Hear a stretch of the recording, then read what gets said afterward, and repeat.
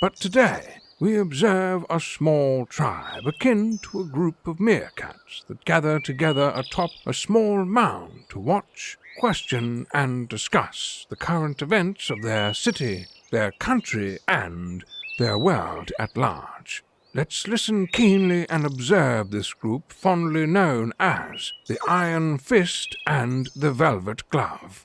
Yes, welcome, dear listener. Episode 276 of the Iron Fist and the Velvet Glove podcast. Should be a relatively stock standard normal podcast, I would think, except it might go for about 3.5 hours because there's a lot to talk about. I'm Trevor, aka the Iron Fist. With me as always, Scott the Velvet Glove. G'day Trevor, g'day Paul, g'day Joe, g'day listeners. Paul the 12th man. Greetings, Earthlings. Greetings, gentlemen. And Joe the Tech Guy. Evening, everyone. Yes, dear listener. So, it was a good one last week. It was good to have Robin and Frank. That was fun. So just to give you a bit of a heads up of what we're going to be dealing with, we're going to have a little bit about Victoria, just briefly, a bit about the Australia Post Watchers, a bit about Clive Palmer. Then we'll get into the Noosa Temple of Satan and the sort of... blowback. The repercussions and things that happened after that. And a little bit about Trump and a little bit about various other topics after that, depending how we go. So there's enough there for 3 hours. Scott, are you still getting up at 4 o'clock in the morning? Yeah, I am. Yeah. Right, okay, hang in there. So, well, I guess we should just mention congratulations to Victoria. You've made it to the other side and you're now released in some form from tonight. So be a lot of relieved people, obviously. 2 days with a zero count. You know, now... It's not been eliminated. Don't worry, Paul. It hasn't been eliminated, but it is one of those things that Never will be. Yeah, well, I know that. But anyway, they've got it down very, very low now, so they can afford to take their foot off the brake. And so this is what they've done. And I do not understand the churlish carry-on by the PM about that. You know, because he did go Burko when Dan Andrews said he was going to delay taking the foot off the brake and that sort of thing. You know, he only waited 24 hours to take the foot off the brake. What's another 24 hours after 4 months? Exactly. You know, it's... So anyway, I think, I've talked to people in Melbourne just anecdotally, and it just seems to be one of those things that's really dividing people, as everything seems to do these days. And some people are still very much pro-Dan and others refer to Dan the dictator, and people are wider and further apart. But he's got a lot of time before the next election, so anything's possible, and I wouldn't be betting against him winning. There was an interesting statistic came out in a few different tweets and memes during the week, which this was from, maybe it was from the 20th of October, which said that back in July, Victoria had 723 cases and the UK had 763, so only 40 more in the UK. And as of, I think, the 20th of October, Victoria had 1 and the UK had 15,650. So that's an interesting comparison of where they started off at the same number and have ended up at completely different spots. So I'm noticing amongst people who previously were arguing lockdowns don't work that the basically their argument is morphing into something else now, which is that lockdowns shouldn't be the primary focus of COVID control, or lockdowns cost too much economically, and that it's in the tally up and weighing up of the pros and cons, they're not worth it. But the lockdowns don't work argument is kind of dead. It's off to the side and not being emphasised as much. And those who are arguing that point seem to be trying to argue other things, because clearly lockdowns work. Like it or not, it does what it's supposed to do in terms of stopping the infection spreading. And you can argue these other things about primary focus and other measures, or you can argue about the cost, economically, but you just can't say they don't work. So they're clearly sort of moving on from that. So that's what I've noticed as I'm observing social media commentary. Paul, do you want us to chip in or not, or just let that one slide? You don't care? Oh, look, I don't agree with you, Trevor, that I mean, the evidence for lockdowns, and you know, I don't have statistics to roll out, but you know, looking at different countries like Taiwan, they had a sort of semi-lockdown for several weeks, I think, and then they just let people go about their business as per usual with lots and lots of contact tracing. But just on my point that lockdowns don't work, I don't seem to hear it as much as I used to. Yeah, maybe, but you know, don't see the that? Taiwanese did not lock down for an extended period, and yet they had a very low number of deaths. Which might mean that other things work as well. Well, they had a very extensive and Which might and mean efficient. which might mean that other things work. But that's not an argument that lockdowns don't work. I suppose lockdowns will stop transmission. If you stop people contacting each other completely, then I suppose you'd have to say that. And that's what we've been saying. But look, I've also heard other doctors, Trevor, say that the virus will spread one way or another. But that's a separate argument. It's not exactly a separate argument because it's related. No, that is an argument that says you can't keep doing the lockdown and eventually you have to come out of it and it will spread, blah, blah. So it's really an argument you can't maintain a hard lockdown, which is not... Yeah, but the other side of it is that when you're locked down, you basically do all kinds of damage to other aspects. And that's a completely separate argument as to the cost of a lockdown. That's when you start saying... But I don't want to get bogged down in that one. Sorry, I don't want to get bogged down in that one straight up. But let's move on. And I think we'll have a special lockdown episode. But it's a bit cute just to say lockdowns work and let's leave it at that because it's a really complex issue.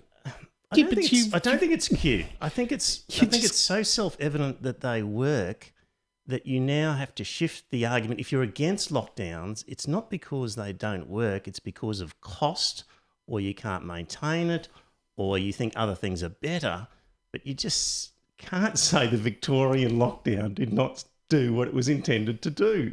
It clearly did. Didn't do it very efficiently. I can say that. They're down to zero. That's like...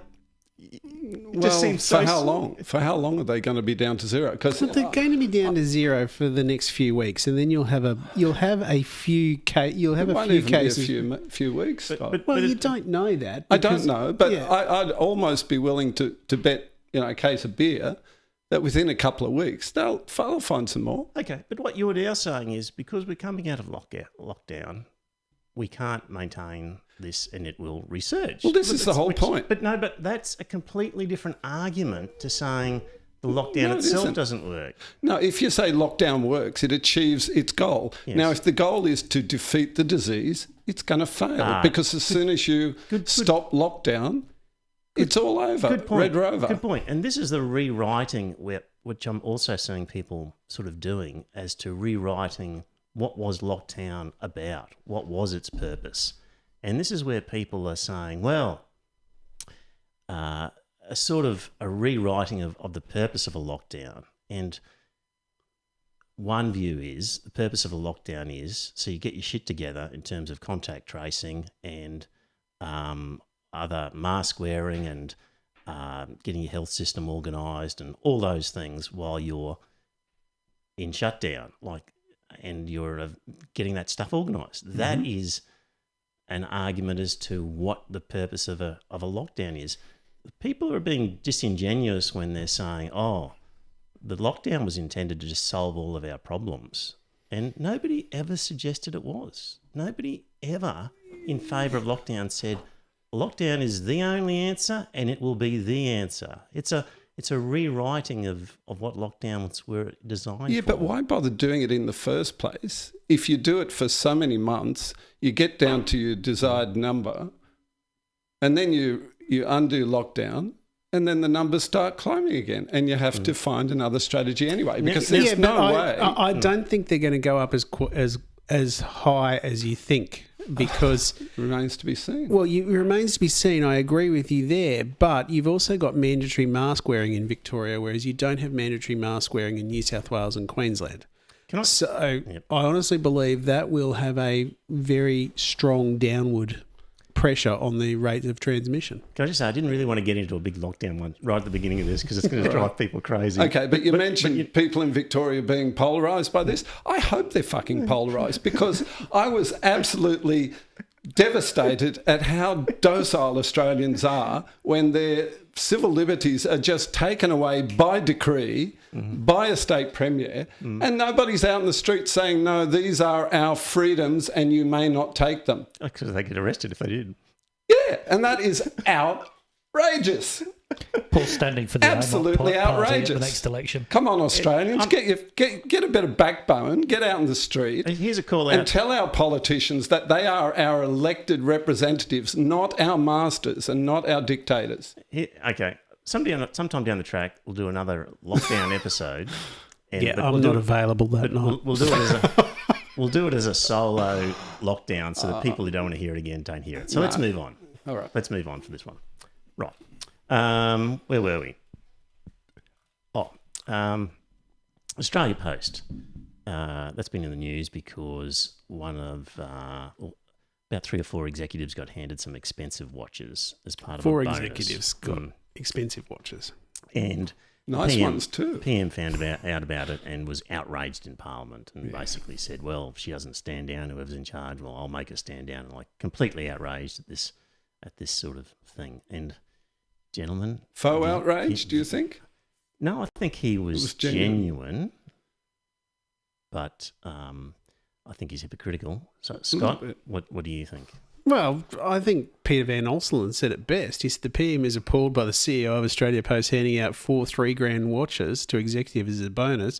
She's been stood down. In other news, the government paid $30 million for land owned by a Liberal donor valued at $3 million. Anyone lost their job for that? Nope. You know, it's hypocritical of the highest standing. It's bloody outrageous, actually. And I do not understand why the PM was carrying on about this. Australia Post has gone through some difficult stages, and lockdown and all that sort of stuff has forced people to buy stuff online, which has boosted their bottom line. And Australia Post has, yes, admittedly cut services. You know, they have reduced the number of days that they deliver letters to people's letterboxes. But you know what? That's a dying part of the mail industry. You know, individual letters, they lose money hand over fist on them. Well, they've been corporatised. They've been told, start acting like a corporation rather than a public service. I said, okay. Let's buy some watches. That's what they do, isn't it? You've got to say to people, behave like a corporation. Yeah, but, you know, you've also got to remember, ladies and gentlemen out there, that, you know, the bonuses weren't just exclusively to the execs. They gave bonuses to all the staff of Australia Post. Now, they were pretty low-level bonuses for your average shit kicker out there was barely $500. Really, for this same reason, the same reason that the people got the watches, some other people got some just small cash. Is that right? Yeah. Wow. Do you know who should have got the cash? Who? Josh Frydenberg. Well, Frydenberg reckoned he should have got it, but yeah. Why does he think he should have got Because it? the whole thing is about that they managed to get 3 of the 4 banks to agree to subcontract out some of their work to Australia Post offices. And it looked like the deal wasn't going to happen until basically, allegedly, Josh Frydenberg got involved and sort of stood over the banks and said, you're going to do this. And that's what sort of got it through, which was kind of an ordinary deal. Would he have that sort of clout? Well, that's what the word is. Yeah. So it seems like if anyone wants to get a fancy wash, it perhaps should have been Josh Frydenberg. I would have thought the Nationals would have been very happy because, you know, as we know over the last number of years, banks have been closing their branches in country towns. And so people have been left without banking services. So the post office can... I don't know exactly how much to some degree compensate they can do for that now, though. I don't know how much of the service they've taken over. But anyway.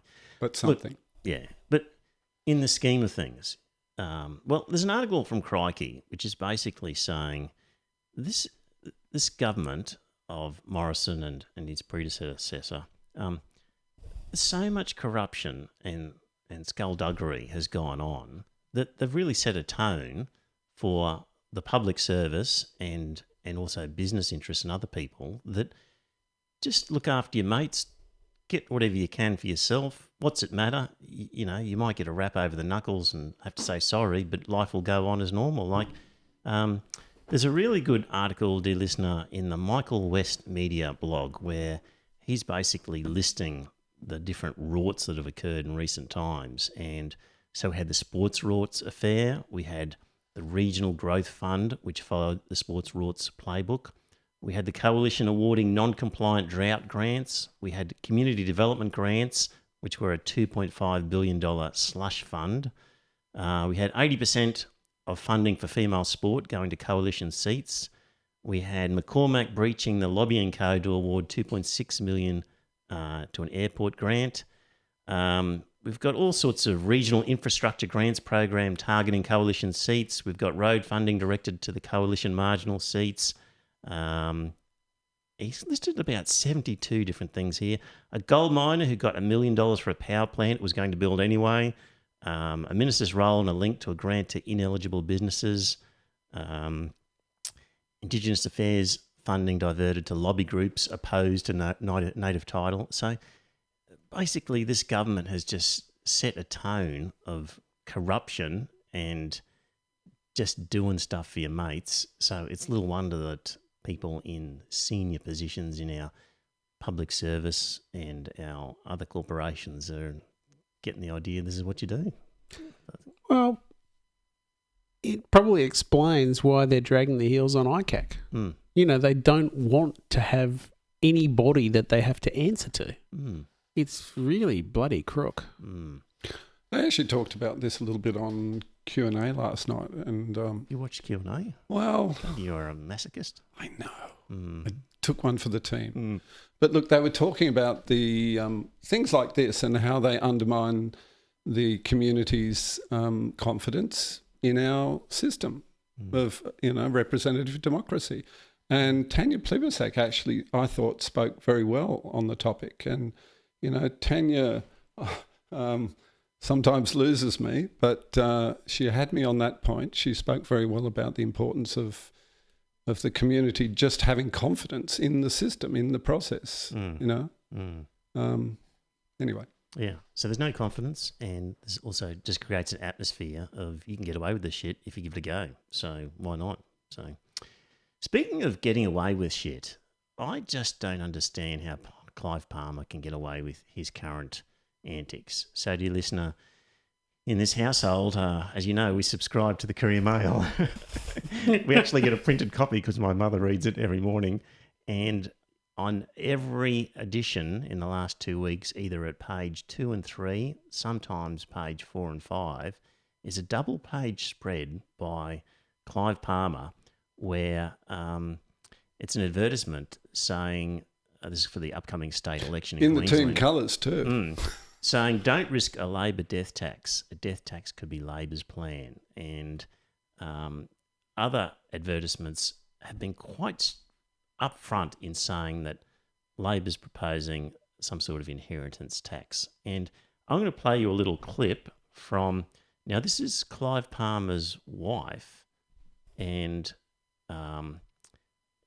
she's the deputy leader, or maybe the leader. She's the leader in Queensland. Yeah, and this is an ad that they're playing on different media at the moment. So here we go. She's sporting a good moustache. So here we go. I am Deputy Leader of Clive Palmer's United Australia Party at the state election. The United Australia Party wants to stop the decline of our living standards. Labor has destroyed Queensland's wealth and prosperity. Labor wants to pay their $120 billion debt with Labor's 20% death tax, a tax on everything you leave to your family when you die. Enough is enough. Stop Labor's 20% death tax. We can't have 4 more years of hard labour. Stop Labor's 20% death tax by voting Clive Palmer's United Australia Party at the election. Authorised by Anna Palmer for Clive Palmer's United Australia Party, Gold Coast.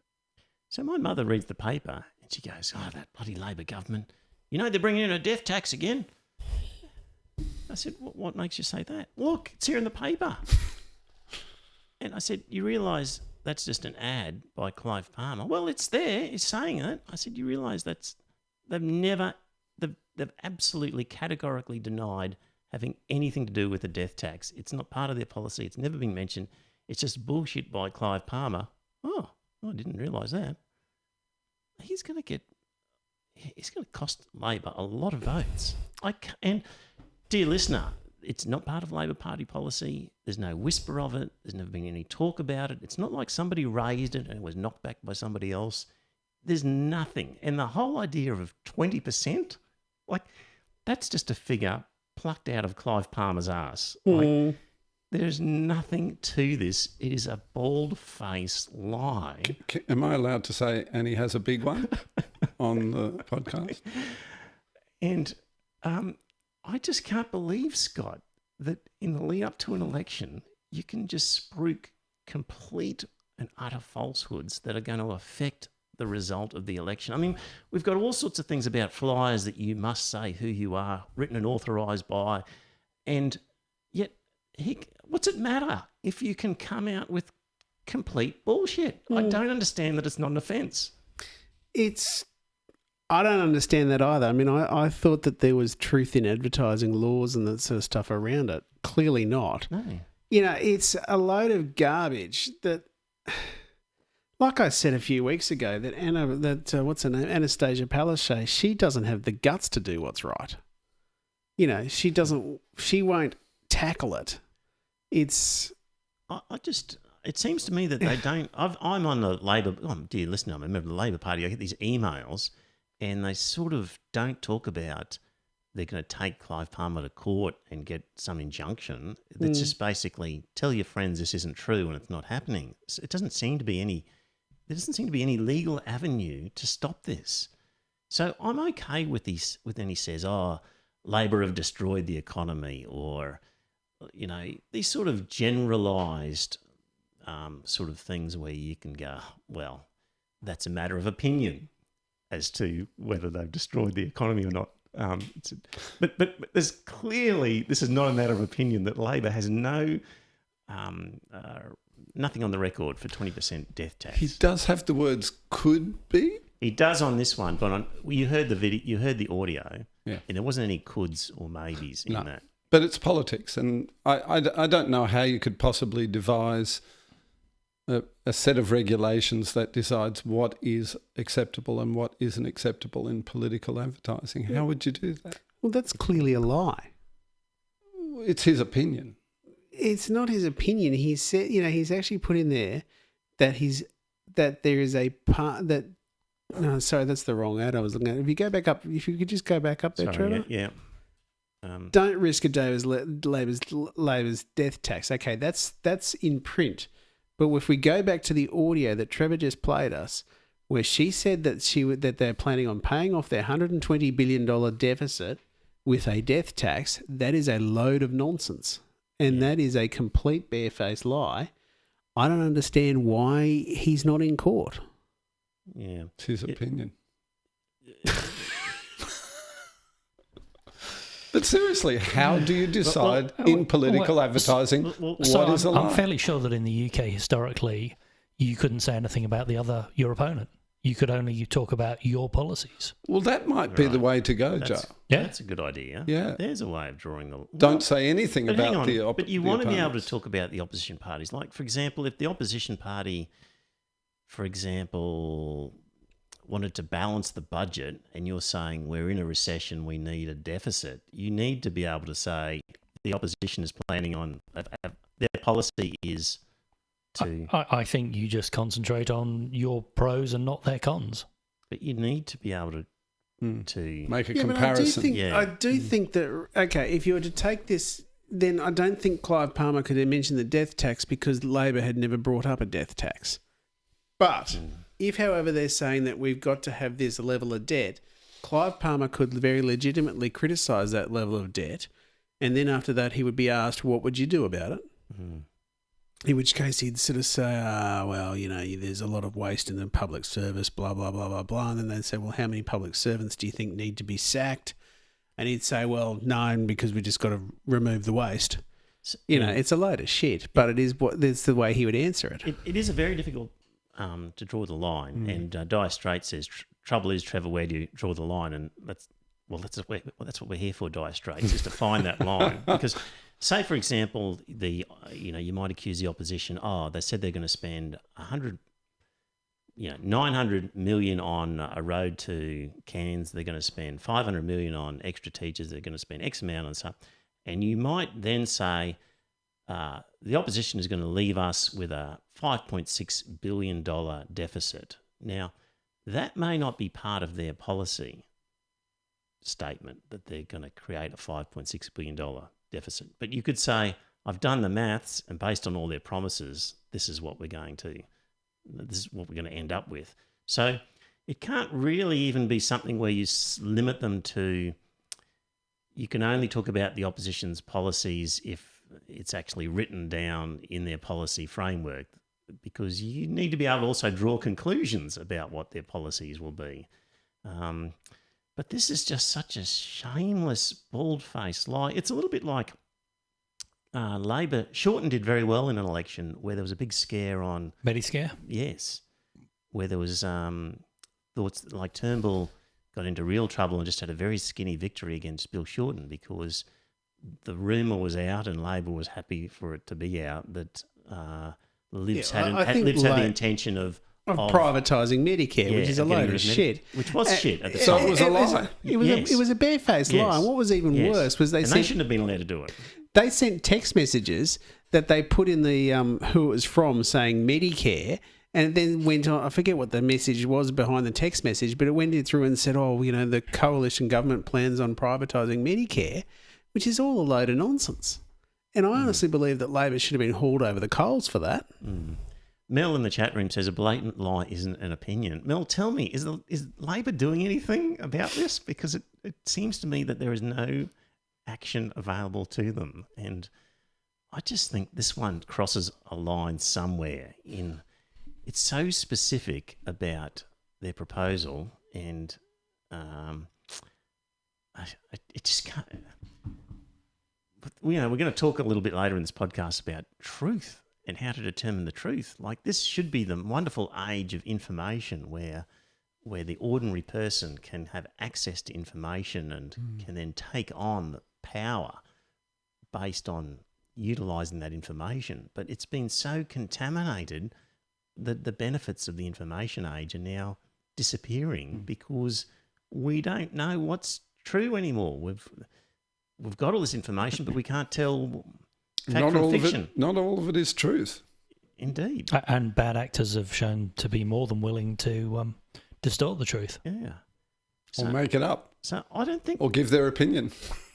I don't think we're ever going to stop this misinformation. Like, we were talking about it last week with Twitter and Facebook in relation to the Joe Biden, Hunter Biden laptop stuff. And, okay, you can construct, some sort of laws to say that they must not do this in certain cases. But we've really reached the point where information is so easily disseminated that that the thought of stopping it somehow or restricting it, I think, is a bit of a lost cause. And how do people learn to judge what's right and wrong, particularly when you don't have the time? Like, my mother has still got her marbles. She's not stupid. She's not so loud. She's upstairs watching Foxtel. So, okay.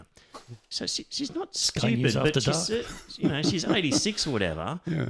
And, she's of an era where if you read something in the paper, you kind of believed it was true. I don't know the solution for this disinformation. I mean, you've always said education is the key. That's what I think. But it's not foolproof, obviously, but at least you can educate kids to, as I used to say to my students, question everything. Yeah, well, people just don't have the time. Like, this is an obvious, easy one about this, but there's so many others that you get bombarded with that you just don't have. You get bombarded with so much false information. You don't have the time to check it out. We just get the anti-abortionist leaflet dropping. Right. With the vote Labour out. Right, yeah. I don't know what the solution is, dear listener. Tell me. Well, actually, all I can say is, well, you actually need to invest some time. If you, there's no getting around it. And even then. Yeah. You can't be sure, can you? Yeah, and you've got to find some trustworthy sources that... The Iron Fist Velvet Glove podcast. You've beaten me to it. But you're going to have to spend some time, and the reputation of sources, I think, becomes increasingly important. So, from my point of view, in creating this podcast and looking at material, like I do look at everything from the far right to the far left, I think, and it's certainly the first thing I do is look at who's the publisher and then who's the writer, and then that sets a possible bias scenario in my mind. But I'm finding increasingly that I'm trusting the John Menadue blog. It's only let me down once or twice. The Michael West Media also is really good. It tends to be some independent sort of blogs and media sources that I think are doing the job that you need for analysing stuff, whether it be podcasts or blogs or things like that. And do you guys use an RSS feed reader at all? Have you ever used one? So not for years. So I use one for this. RSS? Well, all of these blogs and news sites, etc., you can use what's called an RSS feed reader, which basically you say to this piece of software, send me articles as they're produced by that blog. So it just goes out, checks if there's any new ones, puts them into an inbox for you. You can read through them. And I think increasingly that's how people need to get their information, is find trusted sources that go to the top of the list of that inbox, and it will feed you in the same way that your podcast app checks if there's a new podcast, puts it in your app. Well, it does the same with blog posts and articles and things. And really trusting an organisation to some extent based on their reputation. And if they let you down more than a few times, you then put a question mark on what you get from them. I think this is the only solution. I actually use an app called Flipboard, which allows you to pull in different media feeds. Right, okay. And turns it into a magazine. Okay, so that sounds like an RSS feed reader. This is what I use InnoReader, which does a similar thing. Puts it in a magazine sort of format. So you see the headline, the picture, and a little excerpt of what it starts with. And so even for things that you subscribe behind a paywall, so Crikey or Spectator or other things like that, you can still pull in and create your own newspaper, your own news feed based on those sorts of things. So, does it have a page 3 girl? You can put that in if you want. You can certainly subscribe to that. So, is anyone else getting hot? Should I put the air conditioning on? Yep. Oh yeah, I'm getting hot.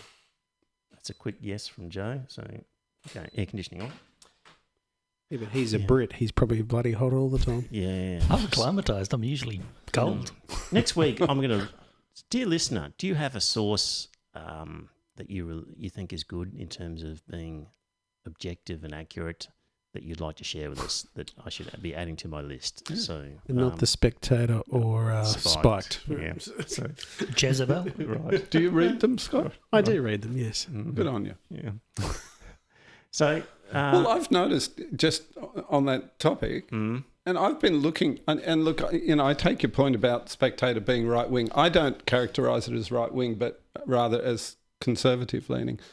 But because I think right-wing is altogether another thing. Right-wing is more like, old traditional, hierarchical, all that sort of thing. But anyway, I'll grant you it leans conservative, which I don't necessarily think is a bad thing.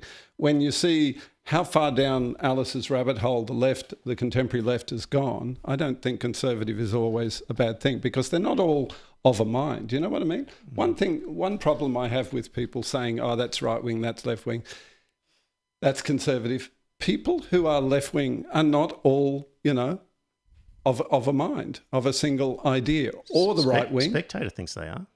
It's always talking about the left. Well, it's always referring to the left. I was just going to mention that Spectator does criticise people regardless of party. But it certainly makes a distinction between left and right. It's definitely anti-left. I'll give you that. But it also uses the descriptive term of left and right. Oh, I know it does. All the time. And I think mistakenly. I don't agree with it. I mean, I'm not here to promote the Spectator. It's just one of the sources. that I read.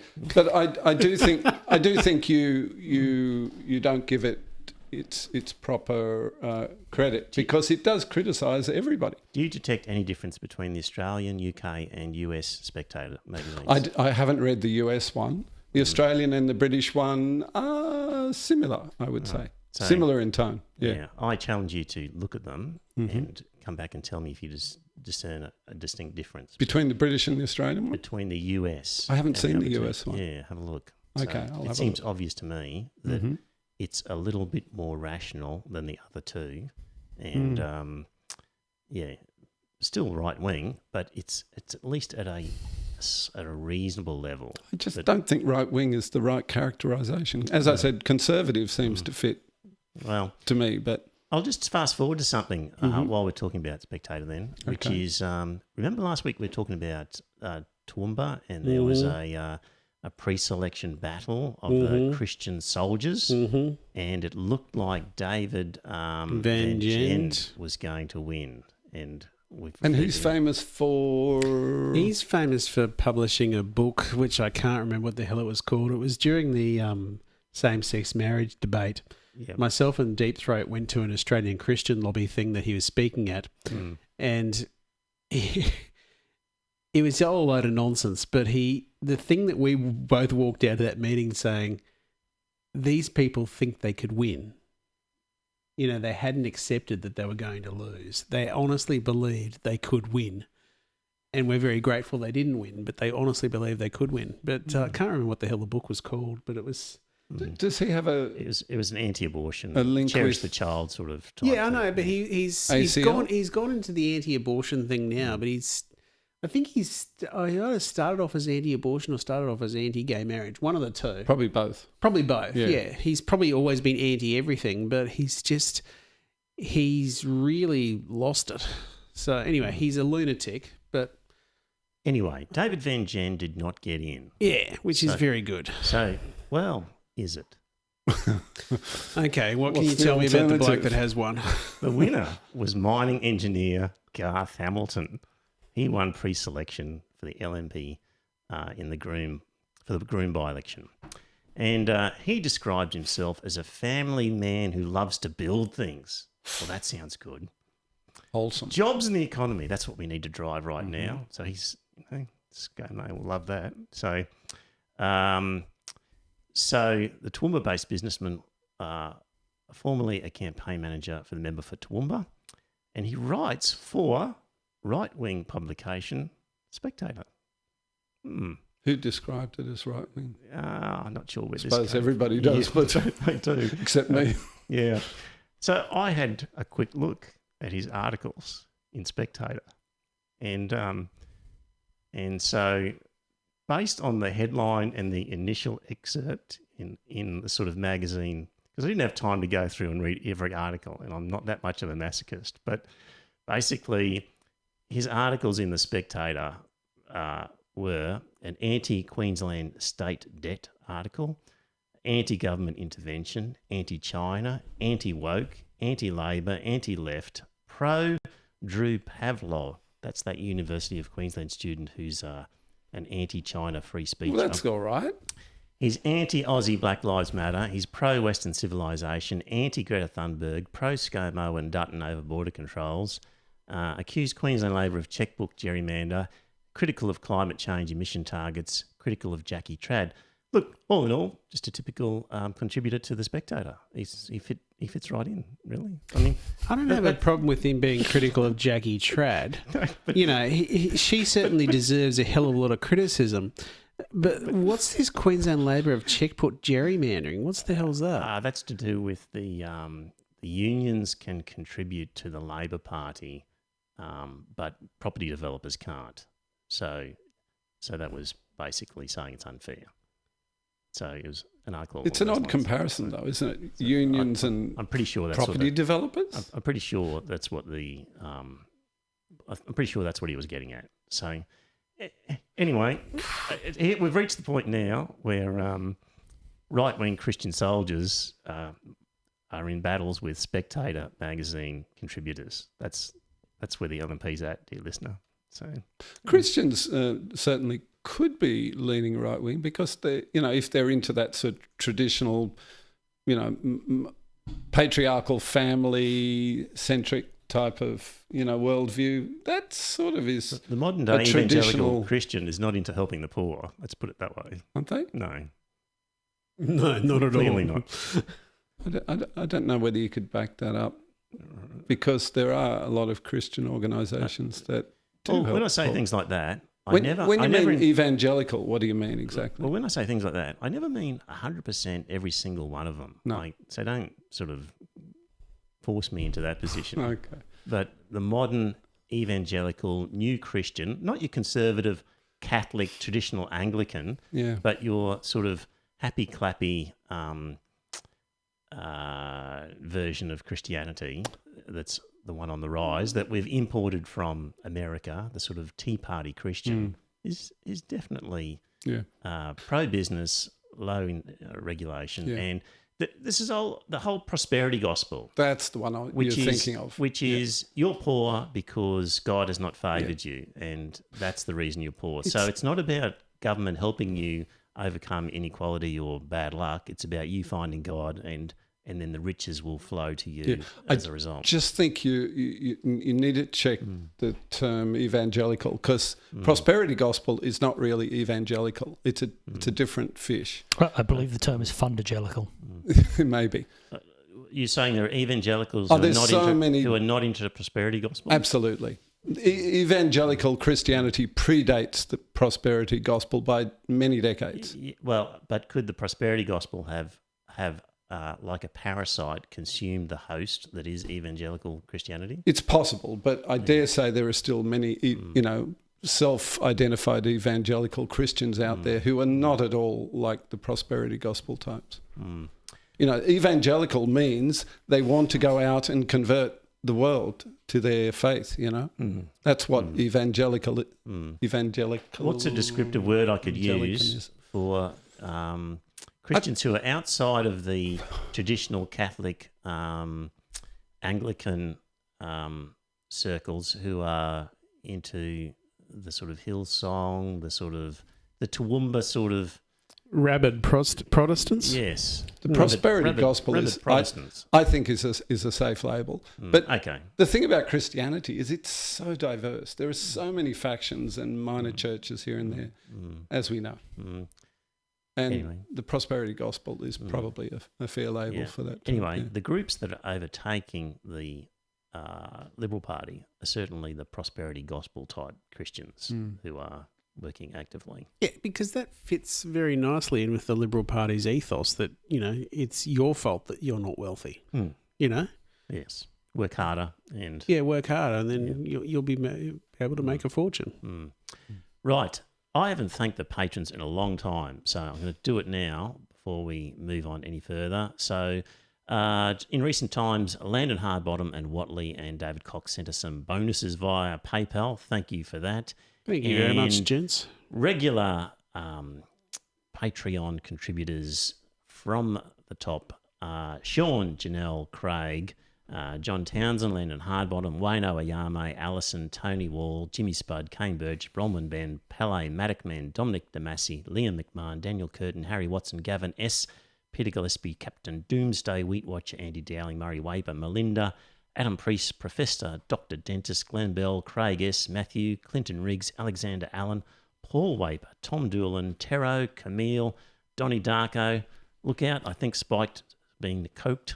Yet another Pinker fan, Graham Hannigan, Mark Clark, Citizen 6, David Copley, Lloyd Berg, the 12th Man fan, Andrew Jackson, Yam Blue, Shane Ingram, Craig Ball, Kobe, LB, P. Slizzle, Shailene Martin, Stephen Twigger, Yvonne Panisi, David Hanby, Wayne Branwin, James Leanne, Sue Cripp, and Matt Dwyer.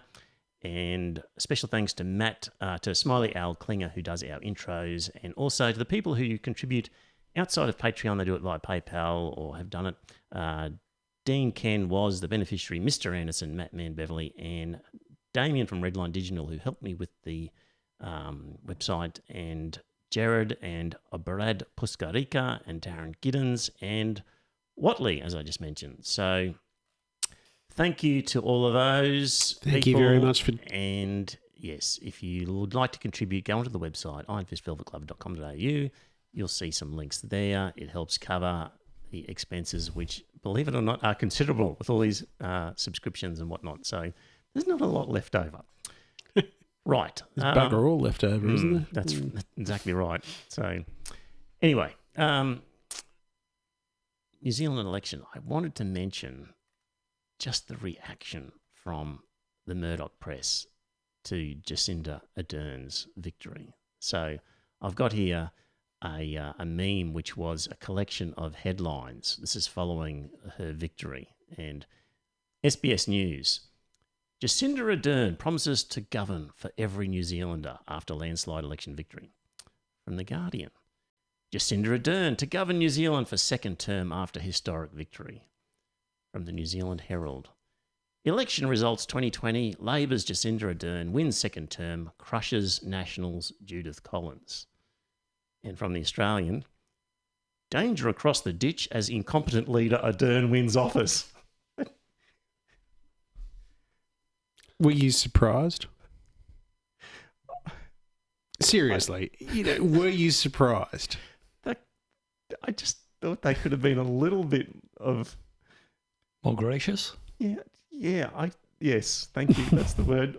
Foolishly, I thought they could have been a little bit gracious, but basically, and then whatever article you wanted to read from the Murdoch press was New Zealand is heading for a fucking disaster because of this woman. So poor New Zealand, they've made a huge mistake, and it's unbelievable that they've done it. It's essentially what the headline is. So Murdoch is clearly a very passionate supporter of the right wing. Are we allowed to say right wing? Yes. Well, he is. But, You lose credibility you at some lose point. credibility when you say danger across the ditch as incompetent leader Ardern wins office. I mean, how the hell can they say she's incompetent? Now, yes, she's closed the international border. She had to stop the infection spreading. No, she didn't. No, just be there silent there for a little bit, Paul. No, that was a choice, though. A choice. Let's be honest. It was a choice. She didn't have to close the border. Had she not have closed the border, you would have had 16,000 Kiwis a day coming down with the virus rather than the 2 or 3 a day, which is a spike that happened again a few weeks back. Now, New Zealand relies heavily on international tourism. So New Zealand's government made a decision to definitely close the international border, and they realised that they were going to cop a heap of shit for doing that.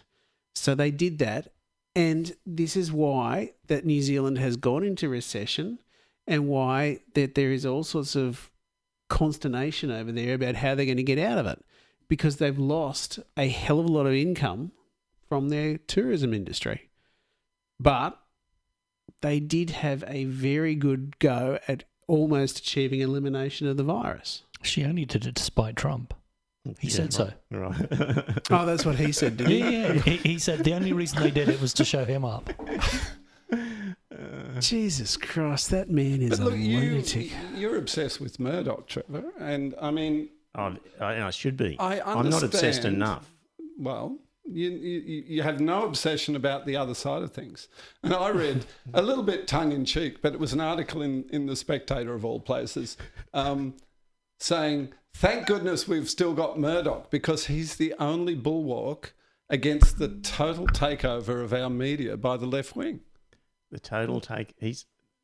So hang on, let me get this sources, straight. Rupert Murdoch is saving us from a total takeover of the media. That was the article. As I said, it was a little bit tongue in cheek. Of course it was. But look, you had no comment, and I can't scroll your screen down. I'll go back. But is that what you want? Sorry? I mean, it's a little bit. The others were basic reporting. No, they weren't. They were reporting their bias, and they all have a bias. Now, let's be fair. Let's look at The Guardian here. Is Jacinda Ardern to govern New Zealand for a second term after historic victory? That's just a straightforward headline. New Zealand Herald, election results 2020, Labor's Jacinda Ardern wins second term, crushes National Judith Collins. A bit cruel to Judith but Collins. you have to remember, Crushes. Judith Collins, her nickname Her name is was Crusher. Oh, is So it? she No, I didn't know got that. crushed. She's Okay. Judith Crusher SBS, Collins. That's a good joke. Jacinda Ardern promises to govern for every New Zealander after Yeah, well, that's a landslide bit election rich, isn't victory. it? Well, that's her promise. But That's that was what her she promise. said. She said in her She said- acceptance speech that I will govern for every New Okay. Zealander. All right. Landslide Fairly election neutral victory. headlines.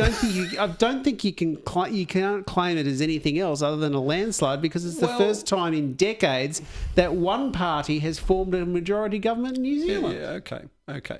But the left-wing bias is in totally not mentioning... You get to say left wing in these situations when I say I'm not allowed to say left. You know, like, why are you allowed to refer to left? No, we all use it as shorthand, but... Okay, well then But the SBS, you can't get much more left than SBS.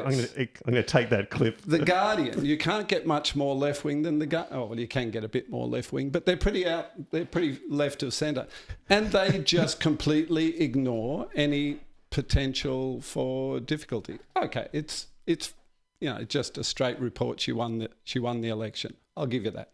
Okay, thank you. But you are, I think, But of those three out of the too four, obsessed with Murdoch. No, of the three of the four, Too obsessed. of the three of the four, they are all accurate headlines except the Australian, don't you think? That's a matter of opinion. I'm not obsessed enough of the dangers facing the world. Oh, no, come on, Rupert Trevor. Murdoch Oh. is way up there as Dangers of the world. one of the most dangerous. I don't think he's Man concerned in with the balanced reporting. I think the others Oh, he What- has what- his own agenda. I'll give you that. want to do balanced reporting. They're coloured by their biases. Everybody is coloured by a bias of some But sort. I think Murdoch is out and out just after pushing his own political agenda. Well, they all have a bias. I'd agree And, they all have a bias, but there's a difference. You might say, well, this bias is a kind of gentle, nice bias, the one we like. It's still a bias, you know? No. One is skewed, watching something through rose-coloured glasses, and the other is deliberately lying. Through green-coloured glasses. No. One is deliberately distorting the truth. Yeah, well, I think there's a difference in intent. If you think I'm spending too much time worrying about Rupert Murdoch, far too much. then I've got bad news. Over the next couple of years, I'm going to spend a lot of time on Rupert dear. Murdoch. Especially with the Royal Commission. Well, just I don't because think there will be one, do he's you? the most powerful man on the planet. Do you think? Yes. More powerful than Donald Trump? Yes. Seriously? Yes. He's a kingmaker. Because he has decided who the Prime Ministers of Australia and the UK are over the last 30 to 40 years. He does and he's not- had a large hand in who the US president But is. he does not control the majority of the media in the United He, States. he controls public opinion. I think that's a stretch. He You need to- controls you need Fox to- News, You need to read the more. New York Post, and he has Yeah. one other newspaper. But the Fox That's it. News, You Fox need to read News more. is now I Fox. do read quite a lot. But Fox News is now the top brand in the cable news network, isn't it? In terms of, In terms of numbers of its, viewers. in terms of its I don't numbers know of viewers, I don't isn't know it? what the numbers Yeah, are. as far as from what I understand, Fox far outstrips the others. But Just- it's not the only one. No, It's not the only one, but it's also the top leading one, and that's the thing. So it's But Americans have access to other sources of news. Did you watch Yeah, the Murdoch information. Dynasty three-part break? No, I haven't seen it. Let's move on. Okay. Just back to New Zealand. So they have Labor spelt with a U as opposed to our Labor. So it's sort of the UK spelt. You know with the why Labor Party. Australian Labor took out the U, don't you? No, why, Paul? They just wanted to make sure that people didn't confuse the Australian Labor Party with the British Labor Party, so Ah. they just dropped the U. Right. Isn't that odd? really. Okay. Yeah, There we go. that's what I read. Okay. I was curious and I looked it up, and that was the explanation. You'd think the fact that they were the Australian Labor Party would kind of give it away, but Wouldn't you think? Yeah. So So they spell it with American spelling. yeah. So over in New Zealand, they've got Jacinda Ardern with the Labor Party, spelled with a U, and they've got the National Party, which is their Conservative Party, if you like, their sort of Liberal Party, and that National Party / our version of Liberal Party, did quite poorly in this election, lost a lot of seats. And one party, though, 12th man, that did quite well was the ACT Party, ACT. So it improved from 1 to 10 seats, basically taking votes from the National Party. Its leader, David Seymour, is an advocate of hard-right libertarian economics, and according to his Facebook entry, is a member of the international neoliberal organisation, the Mont Pelerin Society.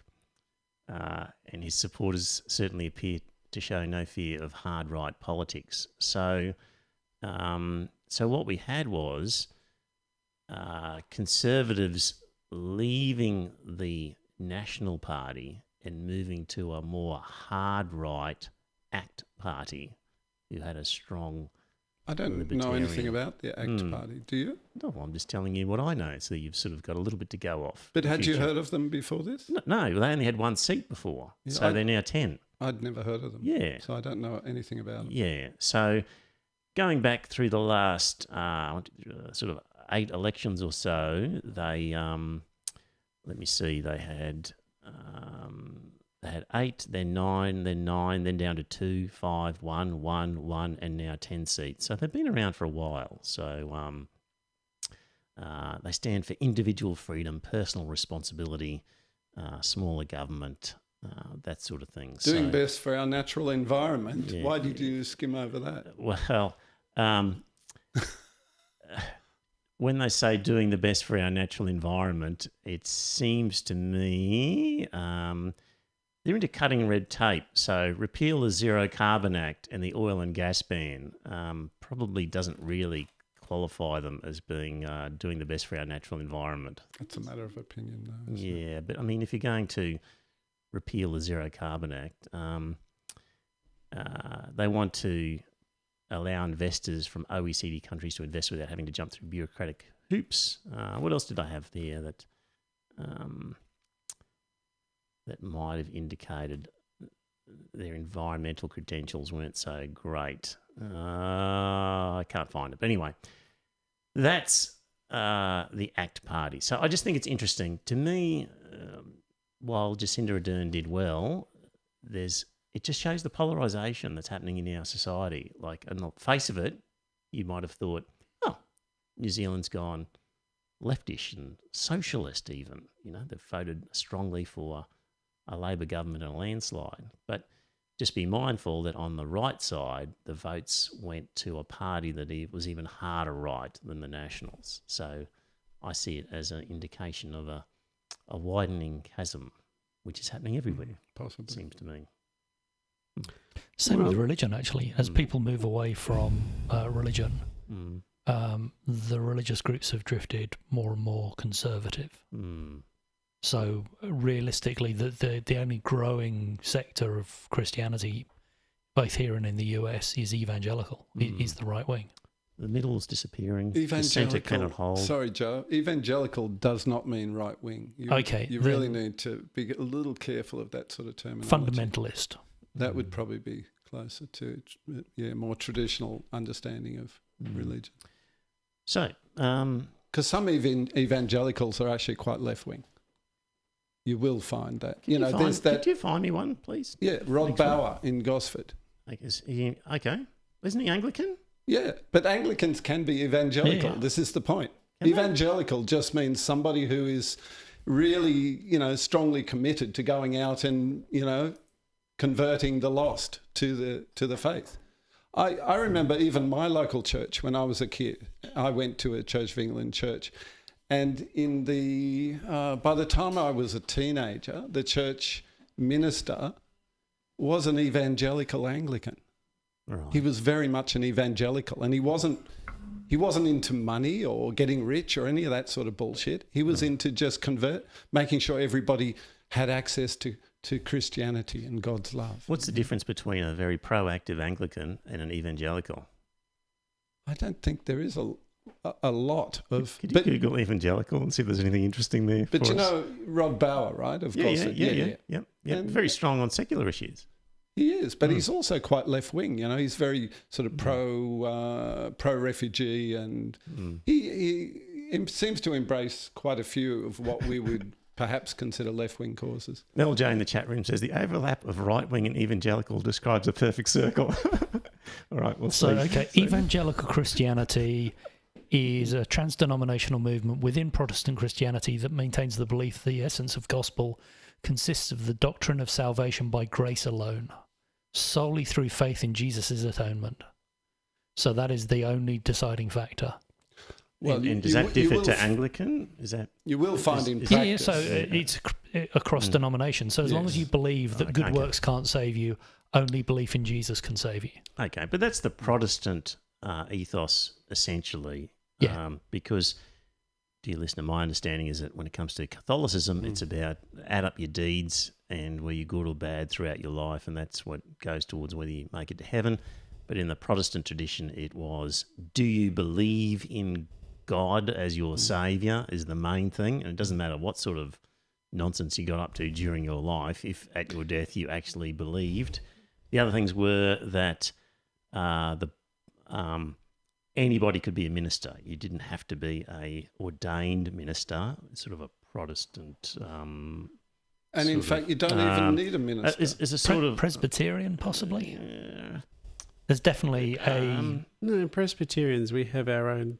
So I grew up as a Presbyterian. You had a. Did you notice how I said we? Yes. Yeah, I did say that. I did notice that. They do have their own ministers who are ordained in the Presbyterian faith, and they do go to Bible seminary college and that sort of stuff, and they do learn how to become a minister. Yeah.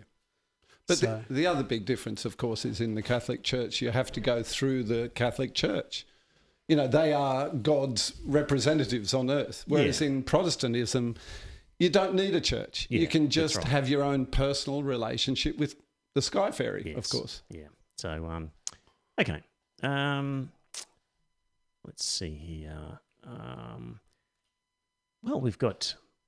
By the time we meet next week, the US election, it'll be Tuesday night, and they vote on a Tuesday their They time, but vote they're on a behind Tuesday, us. yeah. So it'll be the day after or something that we'll find out.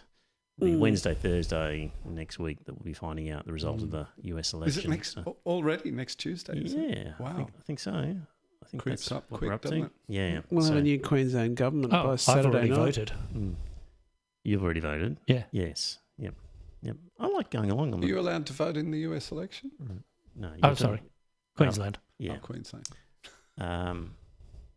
Yeah. So anyway, that'll be next week before we meet. So And we vote this Saturday, Saturday. in Queensland. Yeah.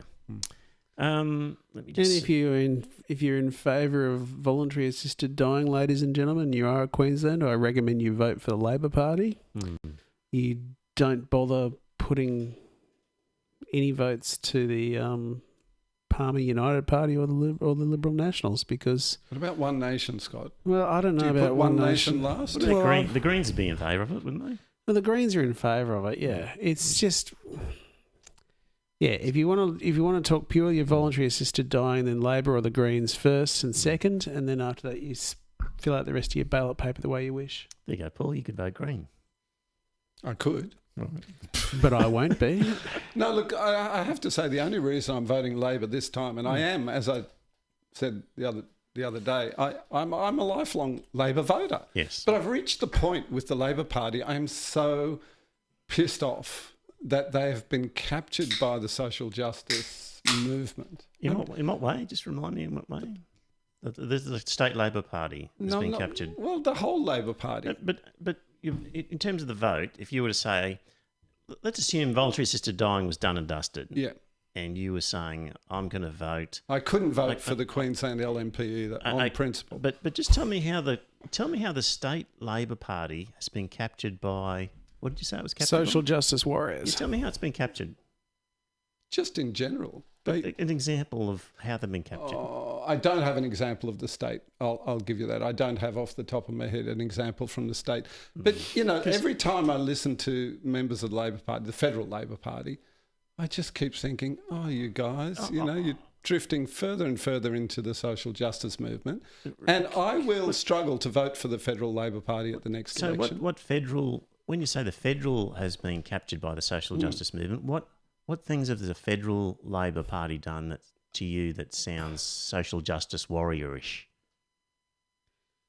They've embraced the whole, A bit specific, like who's... the wage disparities between males and females, if they exist. I mean, we talked about this before.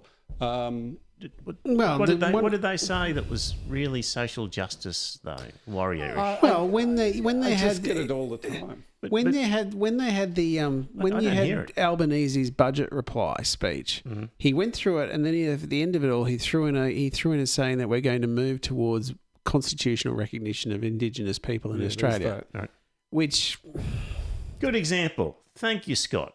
That is an example of what I was looking for, because I really don't see it very much in the Labor Party. Even in the federal Labor Party? That's right. Really? Yeah. So that's why I wanted a specific example. If you could give more than that, I'll start writing them down. Please do, because I think there's a perception that Labor is caught up in a lot of the social justice warrior stuff, and I think you're thinking of I'll admit to you that the Greens. Oh, the Greens are totally in the woods. Yes, but I just don't see it so much with Labor.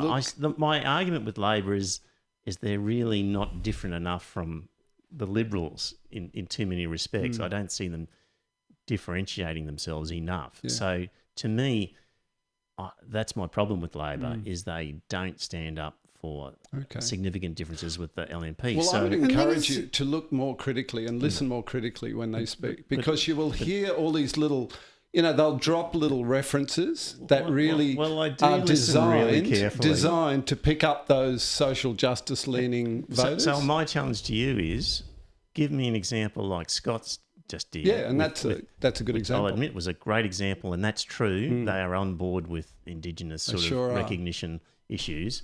And Black Lives Matter, have they not talked about Black Lives Matter? I don't really think they said much more too strong, other than it's understandable why, I don't think they're super strong. I think when you hear comments that sound social justice warrior-ish, that they're really coming from the Greens or from left-wing activist groups.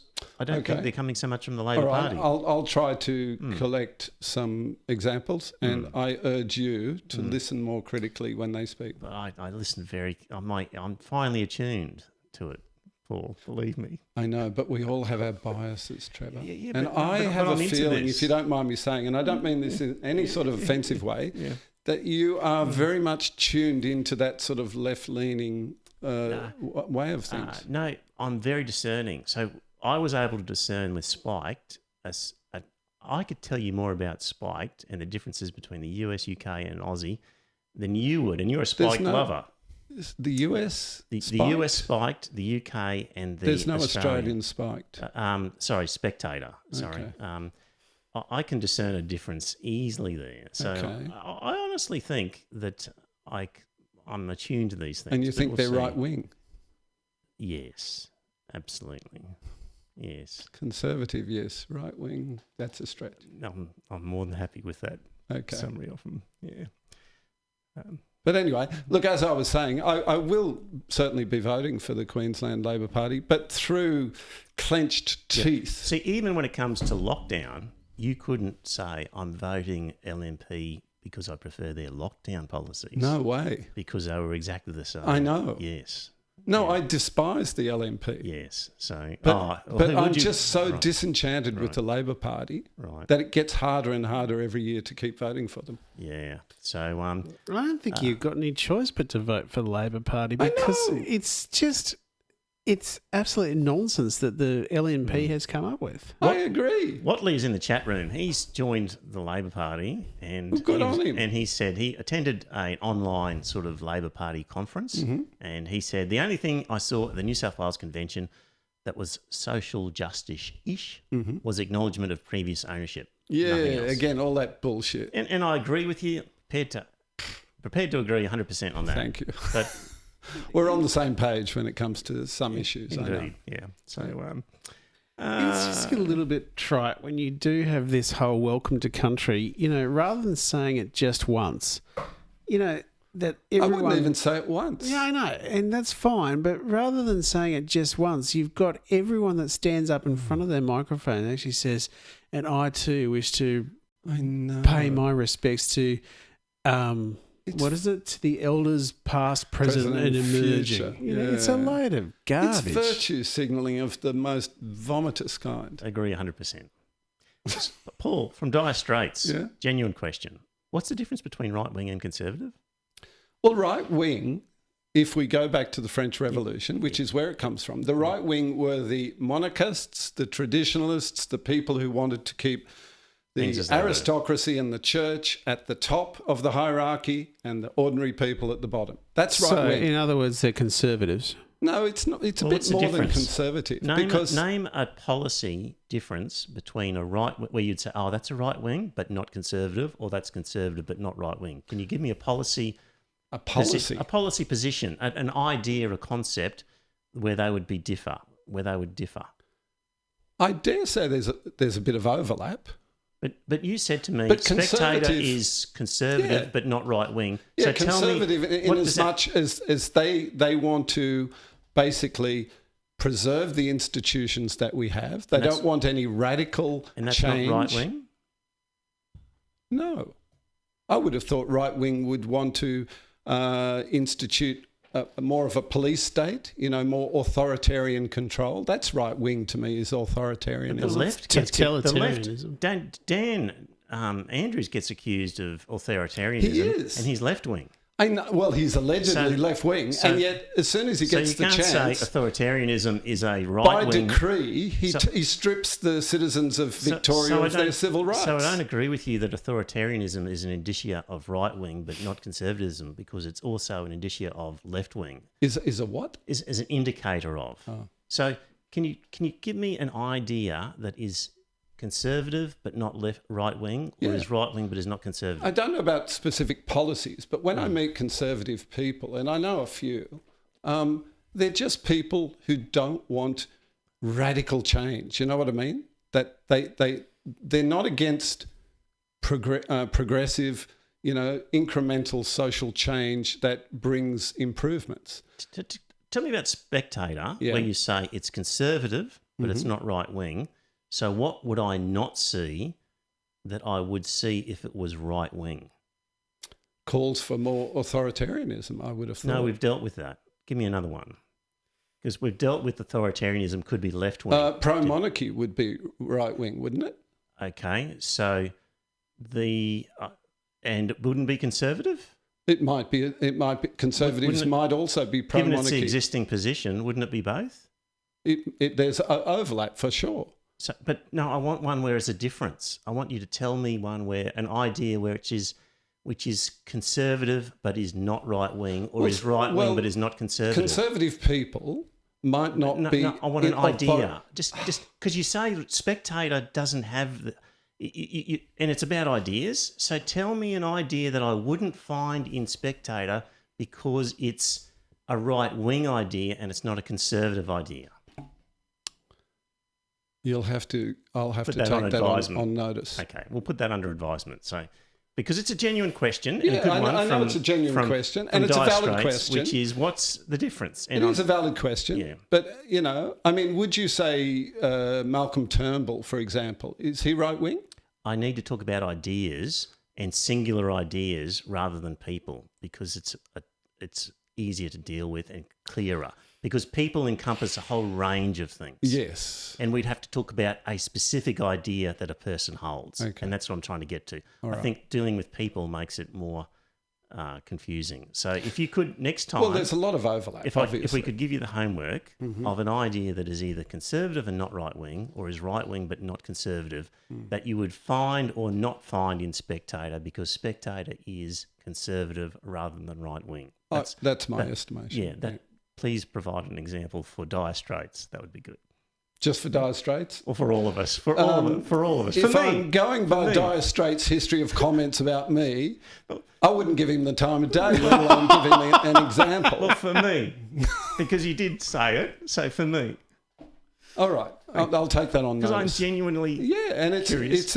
a valid And we topic. use these ideas as as abstract shorthand as we need to for Yeah. various concepts. So Yes, we we need to do. make sure we're thinking the right thing. Okay. Because part of the problem with when we had was on, is I found that we were thinking we were talking about the same thing when we're using an abstract idea, but in fact we were talking about completely different things. Okay. So it's important to know that when we have an encompassing shorthand for an idea, that we have agreement about what that shorthand is. No, it's a good discussion to have. Yes, I agree. Yeah, very good. Okay. Donald Trump, just before, have I got it here? Do I have it? Oh, as you know, sportsmen behaving badly on this podcast. We have the you cannot be curious moment, which is... You can't be serious, man. You cannot be serious! And the You Cannot Be Curious award goes to Greg Norman. Really? Florida-based Norman says Trump has kept his promises to voters.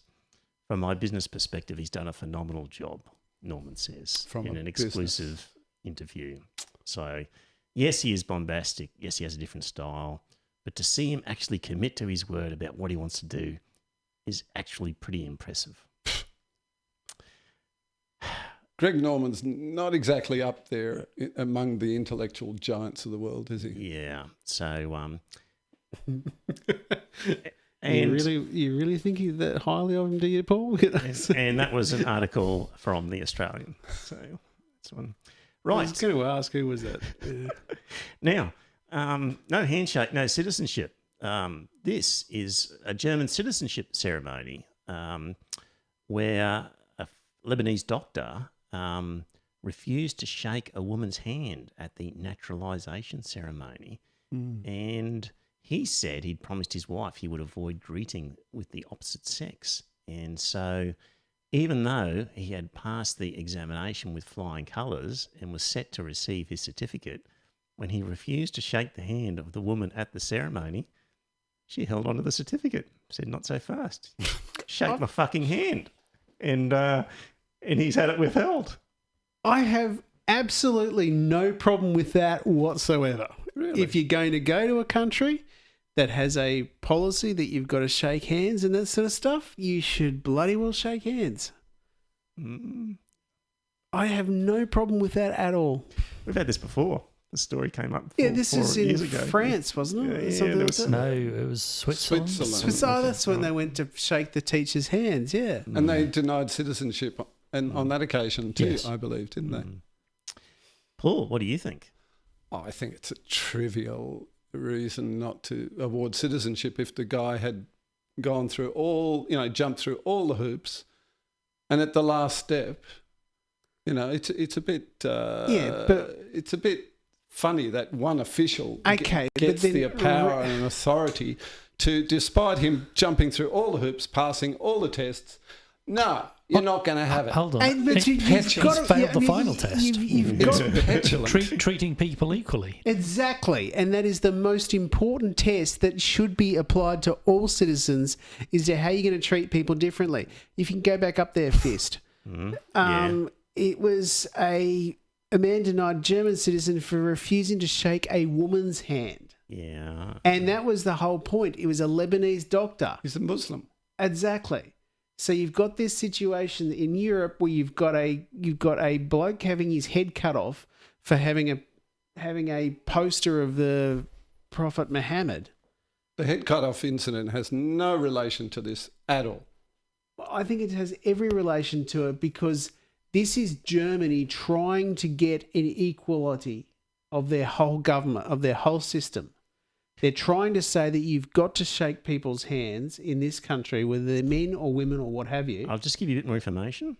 Yeah. In its ruling, the court said, this is the German court, anyone who refuses a handshake on grounds of gender is in breach of the country's constitution, and that handshakes, deeply rooted in social, cultural and legal life, symbolise the conclusion of a contract. It made no difference, the judge said, that the doctor had since announced he would also refuse to shake hands with men. So the court's saying it symbolises the conclusion of a contract as a sort of a cultural, deeply rooted in social, cultural and legal life. Because he said later, actually, I'd refuse to shake hands with a man as well. So they So said... he's consistent. No, he wasn't. He said, if it's going to be that way, then I won't shake hands with men. But initially he said, I won't shake hands with you because you're a woman. Well, look, But the court said it doesn't matter man or woman. We conclude deals in this country by shaking hands, and it's a cultural issue for us to... And yet Germany claims to be a multicultural society, doesn't it?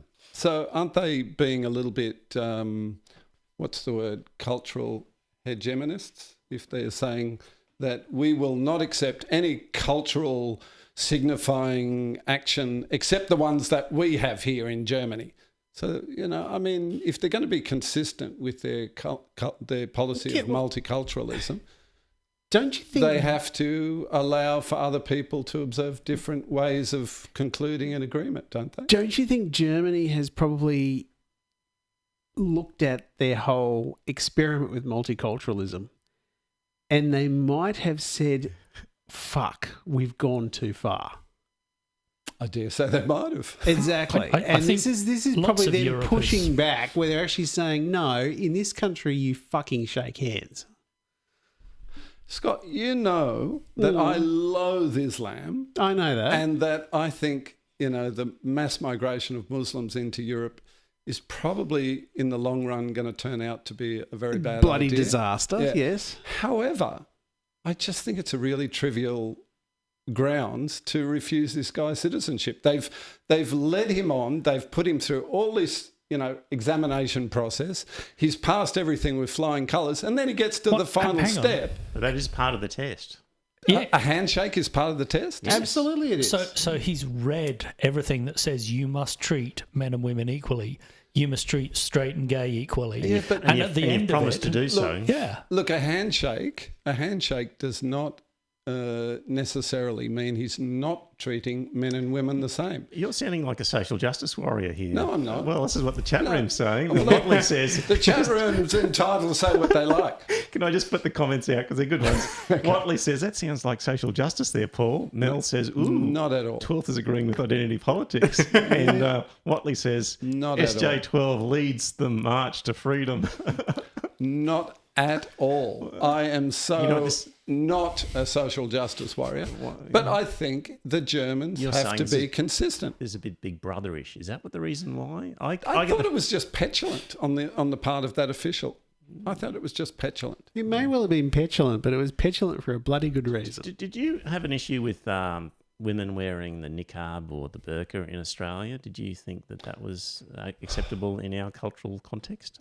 Look, I'm not into dictating how people dress. However, every time I see a woman in niqab, it makes me feel like, oh dear, I hope this sort of thing doesn't increase.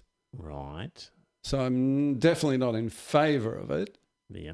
But, You'd but I wouldn't be dictatorial about if you rocked up to the citizenship ceremony in a niqab and refused to shake hands, you'd say, here's your certificate, enjoy It's a tricky Australia. one. Because I think that the face is an important aspect of social interaction. I think if you can't see a person's face, In your opinion. then Others are saying a handshake is very important. look, it may be. But look, as you know, I lived in Japan, and the Japanese have adopted the Western custom of handshakes, and they will shake your hand, obviously. But that was a sort of a concession to Westerners when Westerners started coming to Japan. Cultures evolve. Because, I've seen families in Japan greet, family members returning from overseas, and they greet them at the airport. No hugging whatsoever, no touching.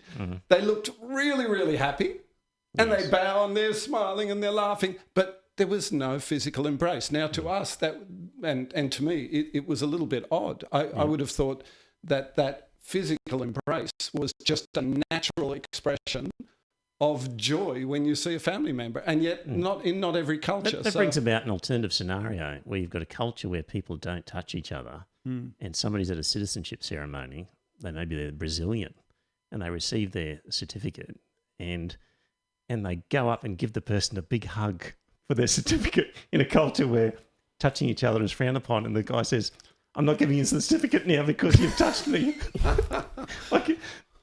It's possible. It is. And seemingly, if you were in agreement that the Germans were justified in refusing, then let's say the extreme Japanese culture that said, "What are you doing? You don't touch people like that. Get away!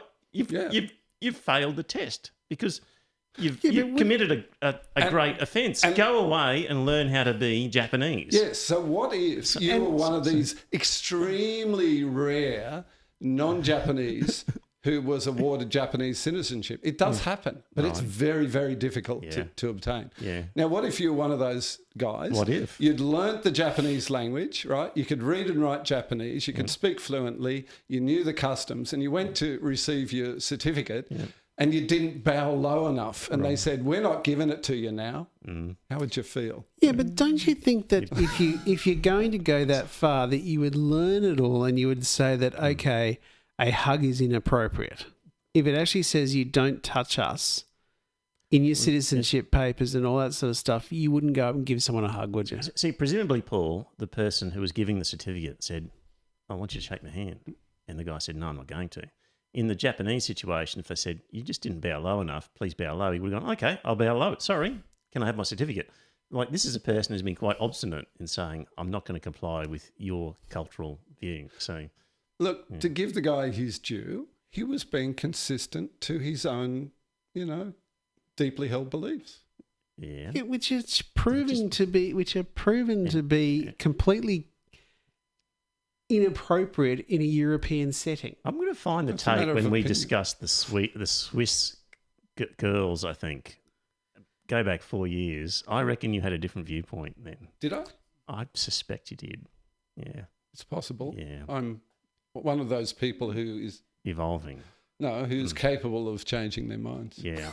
Here's in the chat room, yes, we are going to talk about the strip searches in Qatar. Let's do it now. Yeah, absolutely. That was bloody shocking, wasn't it? So basically, Australians finally get on a plane to return home. They're in Qatar in a sort of a transit type situation, and the local authorities find a fetus in a bathroom. It wasn't a fetus. It was a newborn baby. Newborn baby. It was right. alive. Oh, okay. And it was a little bit premature. That was in the report. Right. But it was alive, and Right. it's in a toilet or something area. it's in or care now. laboratory. Yeah. So they've then gone, where'd this baby come from? And they've basically halted all planes, and they've grabbed the women. The women from presumably a Qantas flight, I guess. No, I don't know. It was Qatar Qatar Airways. Airways. Yeah. And basically got them out, put them into an ambulance on the tarmac, and forced them to undergo an examination by a female doctor. A cavity search. Yes, to see if they had given Recently evidence given birth. of giving birth. Yeah. And these women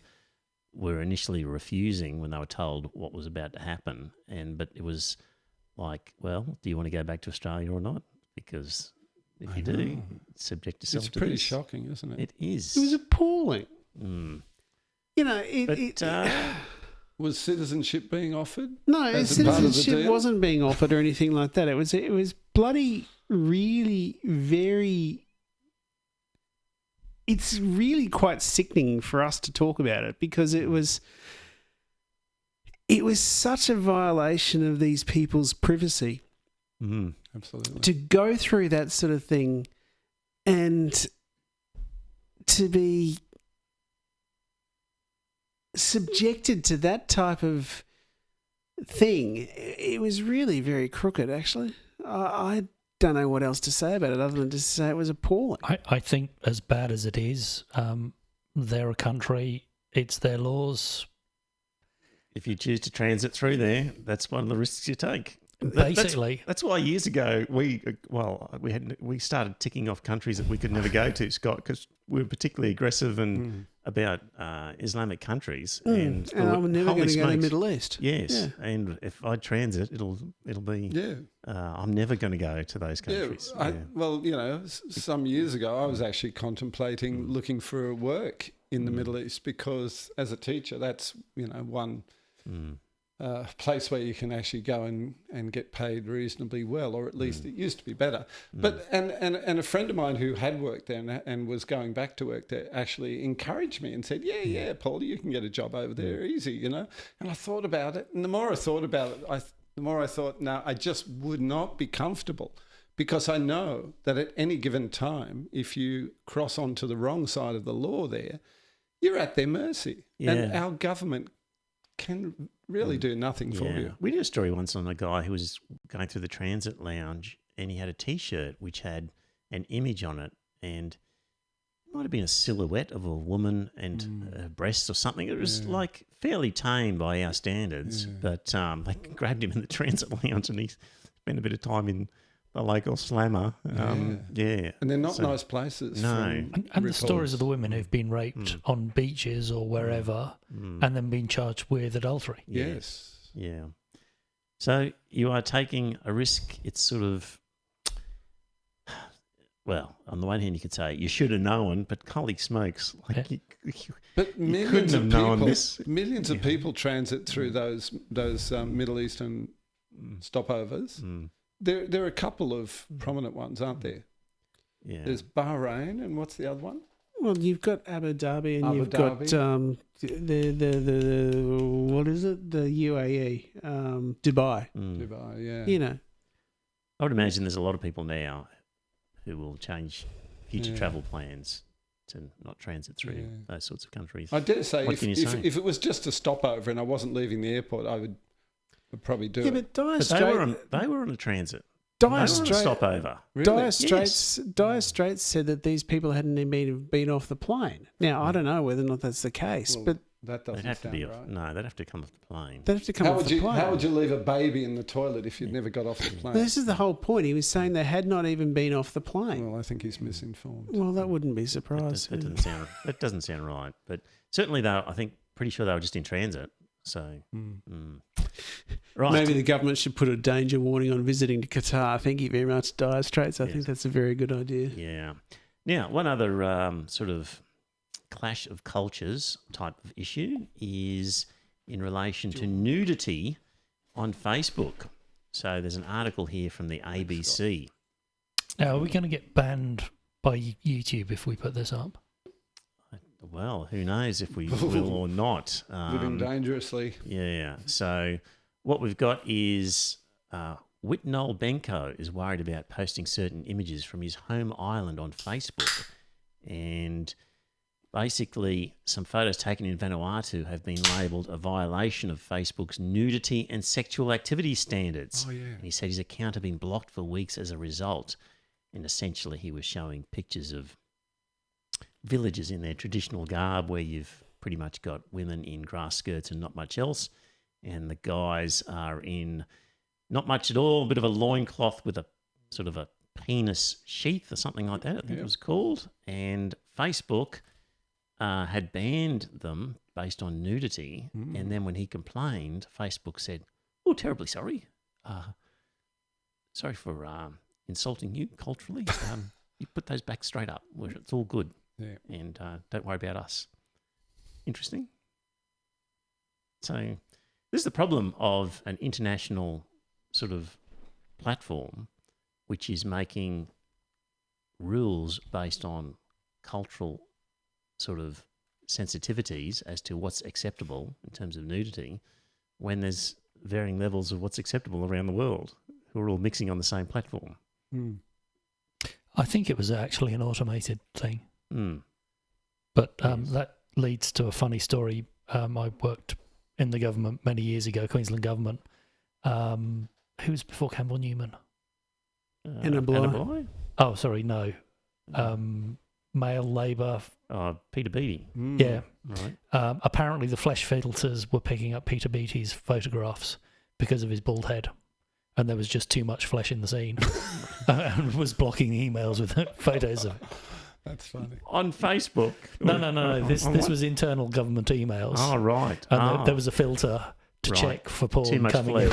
And it was too much flesh exposed. He was triggering the porn filter. There you go. Oh, dear God. Well, there's always a clash of rights. This is an example of when we talk about Bill of Rights and things, and you have to structure it sort of in broad brush terms. You have a right not to be subjected to sexually offensive nudity.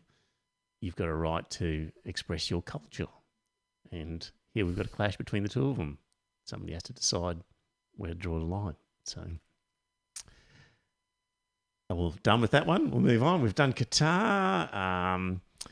Let me just see. Sorry, you want to say something? No. Okay. There was, of course, the national prayer breakfast. Oh, actually, we've got to go back to Noosa. Sorry, Yeah. we've completely skipped over Noosa Temple of Satan. Settle in for another half hour. What are we up to? 9:05. Jeez. Hang in there, listeners. Listeners, are these podcasts too long? Because my wife says too long. She's always said that. Yeah. She has a Indeed, yeah. Does Mrs. Fist have a short attention span or something? Well, so, dear listener, is it too long? Tell us, but there's so much here we could go for 6 hours. But, okay, so last week, as you know, we had Robin with his, with his stunt outside of Kelvin Grove State College. And what we had in response, the Courier Mail spoke to the Queensland Education Minister, Grace. That's not a lie, dear listener. That is what her name is, which is quite ironic given the subject matter and all the rest of it. So talking about Robin handing out his flyers, and Education Minister Grace said, quote, "Schools should not be used as a backdrop for a political stunt. This is ridiculous. I do not support this behaviour. Police and Kelvin Grove State College's leadership team are aware." What a thinly veiled threat. Yes, a threat of legal action is what it sounds like, isn't it? And a threat to get the police involved, yes. which makes no sense whatsoever, because Robin was doing everything. So his brother Samuel Demogorgon. Yeah, brother Samuel Demogorgon was doing exactly everything that he was supposed to do. He was outside on the footpath. He handed out flyers to a couple of kids, and the photographs that were taken were of the backs of students, so you couldn't identify who they were. Yeah. And so it was all perfectly legal. But imagine, Robin then put out a press release. And that was brilliant. Which there's a great picture of Robin reading the Courier Mail. So it's a terrific picture. If you're watching the YouTube or the Facebook one of this, it's a great picture of Robin there. So the Noosa Temple of Satan put out a response saying, "This is grossly unfair. It is insulting. Imagine if she went on the record to say the Christians or the Christianity or Islam is ridiculous. Imagine if she warned them that the police have been made aware." So he makes the point, this type of discrimination is precisely the sort of thing that Scott Morrison wants to outlaw by introducing religious freedom laws.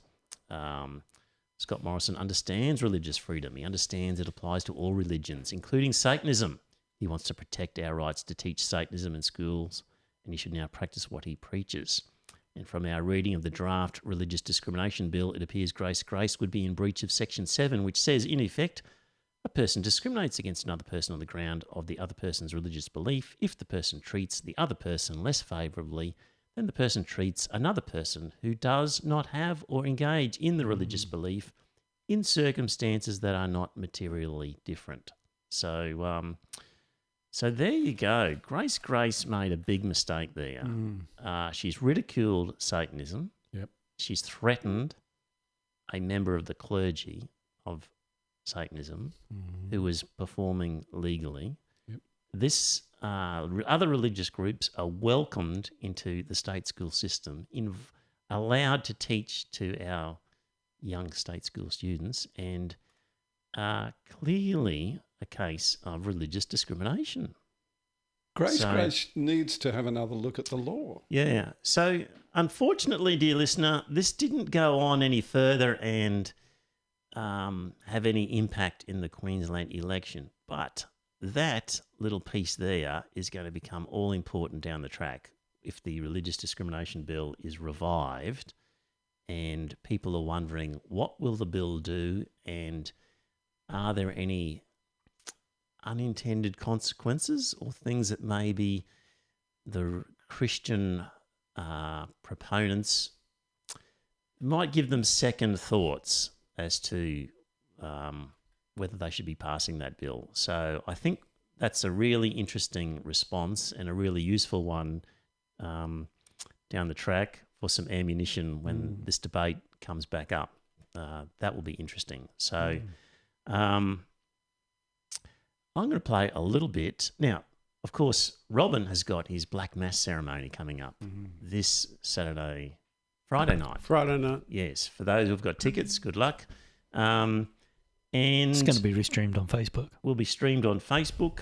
If you're not following the Noosa Temple of Satan Facebook page, you are crazy. I've been reposting his stuff on our Facebook page, but I'm going to stop doing that soon because surely by now you're all following the Noosa Temple of Satan Facebook page. So don't rely on me to keep passing things on. So because my page is starting to look like a Noosa Temple of Satan page. So I'm going to start cutting back. And and you have converted, to go, Trevor. Yeah, and you have to go and look at it yourself and follow because I'm not going to keep you up. But here is Martin Iles talking about the Black Mass ceremony. Here, because beyond our conversation today, Martin, we're going to be talking about another element that's happening in Queensland, and perhaps Christians are especially interested because there's a spiritual dimension to what is coming, but there is a public Black Mass that has been scheduled for the eve of the Queensland state election. And interestingly, it is a politically motivated Black Mass. Now, I wonder if you've had any thoughts about that, because coming up ahead of the election, there's this Black Mass that's happening. There's a lot of issues here, but one of those that's in play, and I'll get your thoughts here, is that they're doing this because it's a statement of religious freedom that they're going to be having it. Any thoughts around what's coming? Yeah, look, I've actually noticed that, so I've been in the political world for about 6 years, and over that time, one of the things that has hit me time and again is that the most powerful thing that we do as Christians in the political sphere is pray. And so the Satanists praying is of course a concern. I think it's deeply destructive to them because pagan religions destroy people like nothing else, and it's very sad that this is gaining a foothold in the community. But in terms of what it can do to the political process, I think that Christians can band together and pray, and we know who is the greater one, we know who is the stronger one, and I believe that is the right thing to do, and I believe that will be effective. As to whether it's a statement of religious freedom, they're actually deliberately doing this to try and cause havoc for people who are advocating for religious freedom. There's a really deceptive and tricky thing going on here, where they're saying, oh, well, you say religious freedom, well, what about the Satanists? And they're playing a game, and that's really sad. But, yeah, look, sadly, they do have the freedom to do it, but we have prayer on our side. There we go. Good luck with that. Yeah. So, prayer, the most powerful thing they can do is pray. yeah, he goes on about that. I cut it out, but he goes on and on about prayer. Collective delusion, really. The most powerful thing they can do is pray. They're talking to themselves. Let's hope that's the most powerful thing they can do. Exactly. Because the rest doesn't bear thinking about. Yeah. Well, it's looked like the prayers aren't working because the Black Mass is going to go on. Well, the Black Mass is going to go on and it's going to get a hell of a lot of attention online. And, Martin Iles is clearly a nutter. He's a complete lunatic. I hope he's not going to sue me for saying that. But, it's... Matter of opinion. You're going to defend me if he sues me. I don't think it's really... Anyway. But what he did say... Sorry, have you finished or not? No? Oh, I've finished, yeah. Okay. He said here, quote, I think it's deeply destructive to them because pagan religions destroy people like nothing else. He doesn't know what he's talking about. Well, pagan just means non-Christian religion. This is actually religious vilification. You can't bring in religious freedom laws and Martin Iles can't say this sort of... Exactly. Oh, but hang on, it's deeply held religious beliefs. Yeah, actually he can. He can. Yeah, and so he should be able to. He should be able to express his opinion freely. Yes. However, he's talking through his ass. Yeah. He's talking through his ass. I mean, it's a load of shit. It just gets me so bloody frustrated that you have Martin Iles out there saying this nonsense, advocating for religious freedom, but he's denying the religious freedom to the Satanists. Yep. Anyway, he recognises what's happening and that there's really nothing he can do except pray. Part of it also is because all their lives, religious people of the, Christian, Islamic, whatever, they've been taught, that Satan is a real person and that Satan's power is a real power out there, and it destroys people and makes them into evil, horrible people. Indeed. And he obviously believes it's true. Well, there's a number of prayer meetings that have been organised in opposition to the Satanic Mass. So yes. I've got in the show notes different links to that. So the ACL has sort of organised one, which will be at the New Life Church at Woombai. You can go there and join them in their prayer. There's another group. I'm sorry, that's just hilarious. So they're just going to have their own prayer meetings. It is hilarious. And that's good. It's really funny. Yeah, well, according to the ACL, It's the most powerful thing they can do. Oh, Jesus Christ. across the Sunshine Coast, churches are praying against this evil. On Friday. I just think you've just got to look at the reaction to the Satan flight that he loved religious freedom, hail Satan. The reaction to that was incredibly positive. Yeah, it was. Yeah.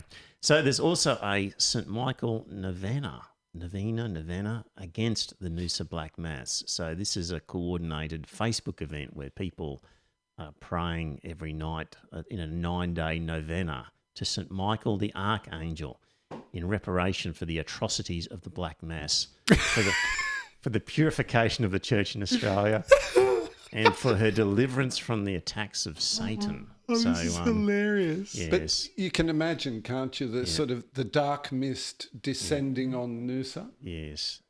Brought about by the power of Satan. Yes. And all the Christians trembling in fear. What's happening? Yes. Apparently, St. Michael is the Archangel. St. Michael the Archangel is heralded as the defender of the church and chief opponent of Satan. So his intercession is powerful against diabolical forces. So that's happening. And also, in the comments section, some of the comments that are going on in these groups. Andrick Dean Tobias Taberto says, thanks to the organisers of this novena, I am pleased to inform you that the Sisters of the Immaculata in Tasmania and the Carmelite nuns in Goonellabah, Goonellabah, it's near Lismore. Thank you. Lismore. Are joining us in prayer. Love heart emoji. Noosa is under the patronage of Our Lady of Perpetual Succour, so let us all call upon her. Immaculata, Mother of the Perpetual Help, you who received from God the commission to crush the serpent's head, pray for us.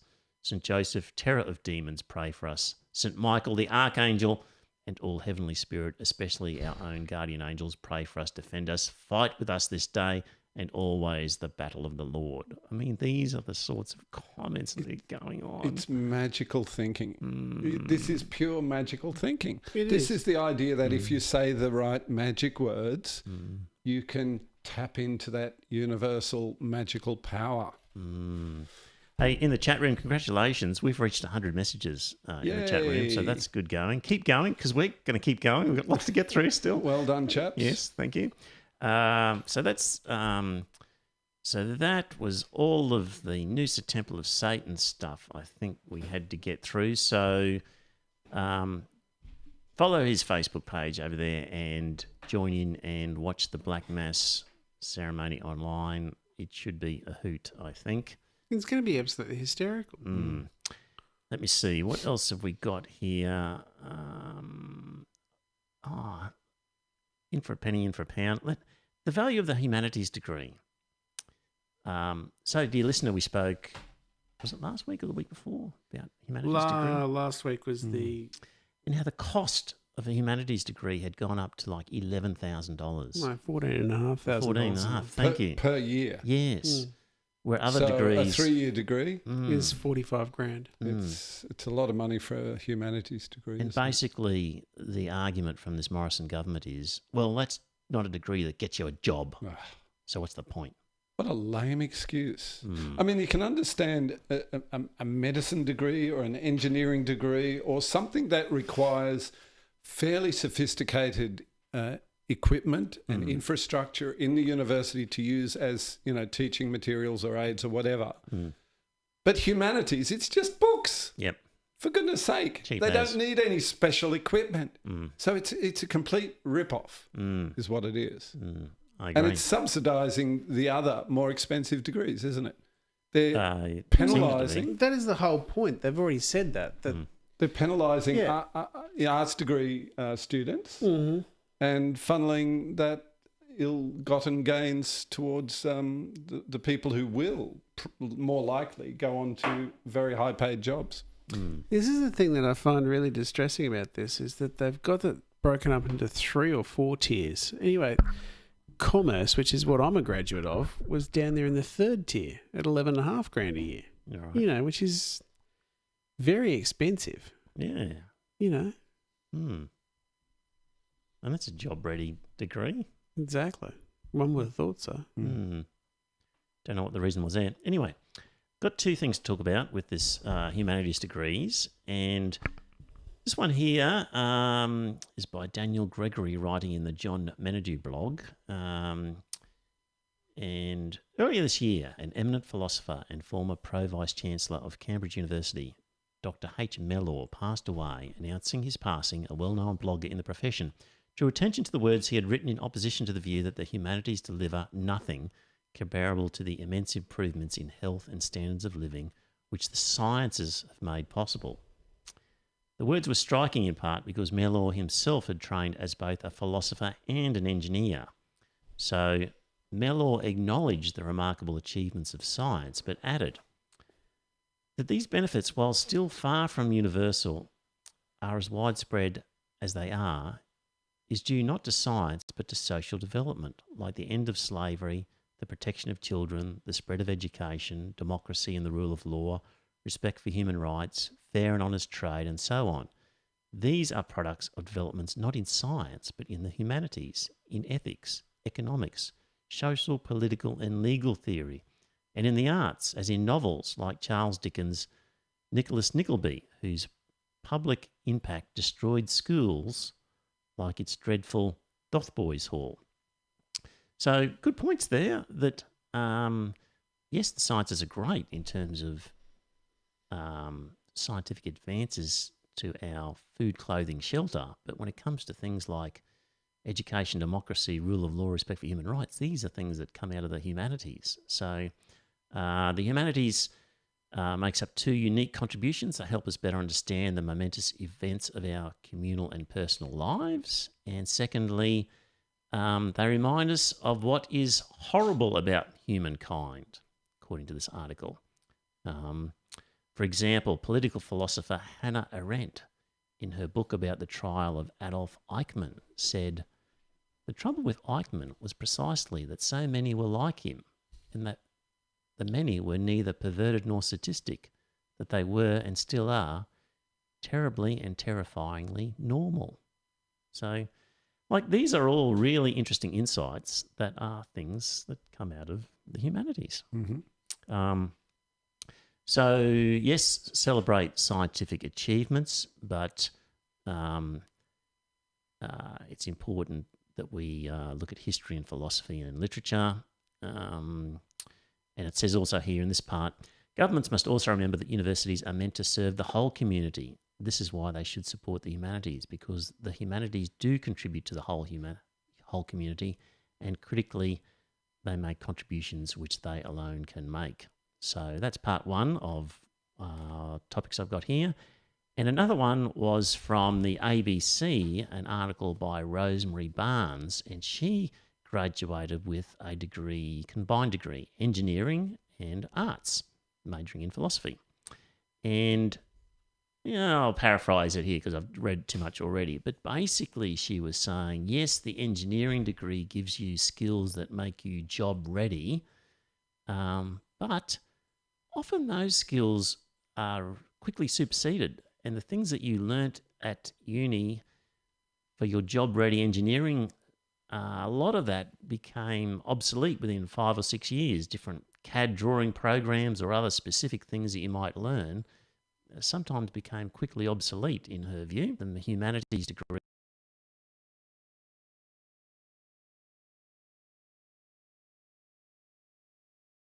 basically, the more time she spent studying a subject, the better grade she got.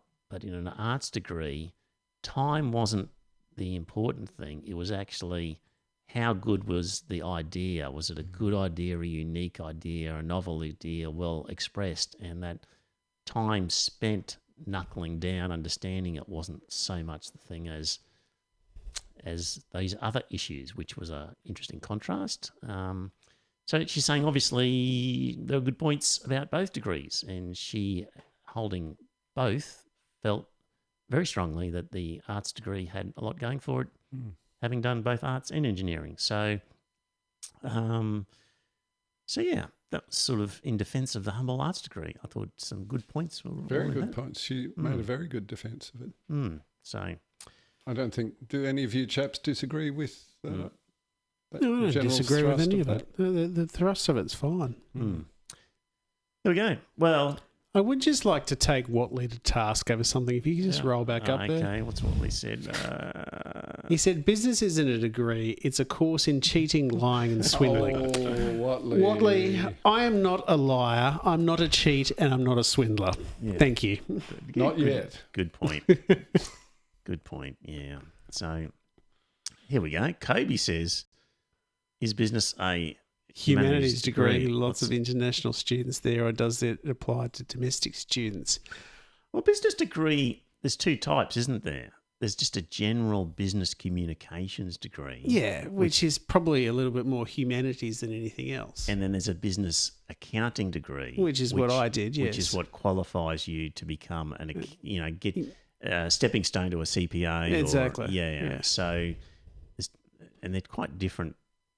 Accounting doesn't really fit into either camp very well, does it? You would have shared a lot of electives, but the accounting side had a lot of bank reconciliations and double entry bookkeeping rules and tax and other things. There were only 4 accountings. No, there was 1, 2, 3, 4, 5, 6 subjects that I did, which were just pure accounting subjects. Then there was business statistics. There was computing, which I did 2 subjects in computing. And then there was tax, law, business law, that sort of shit. So there was...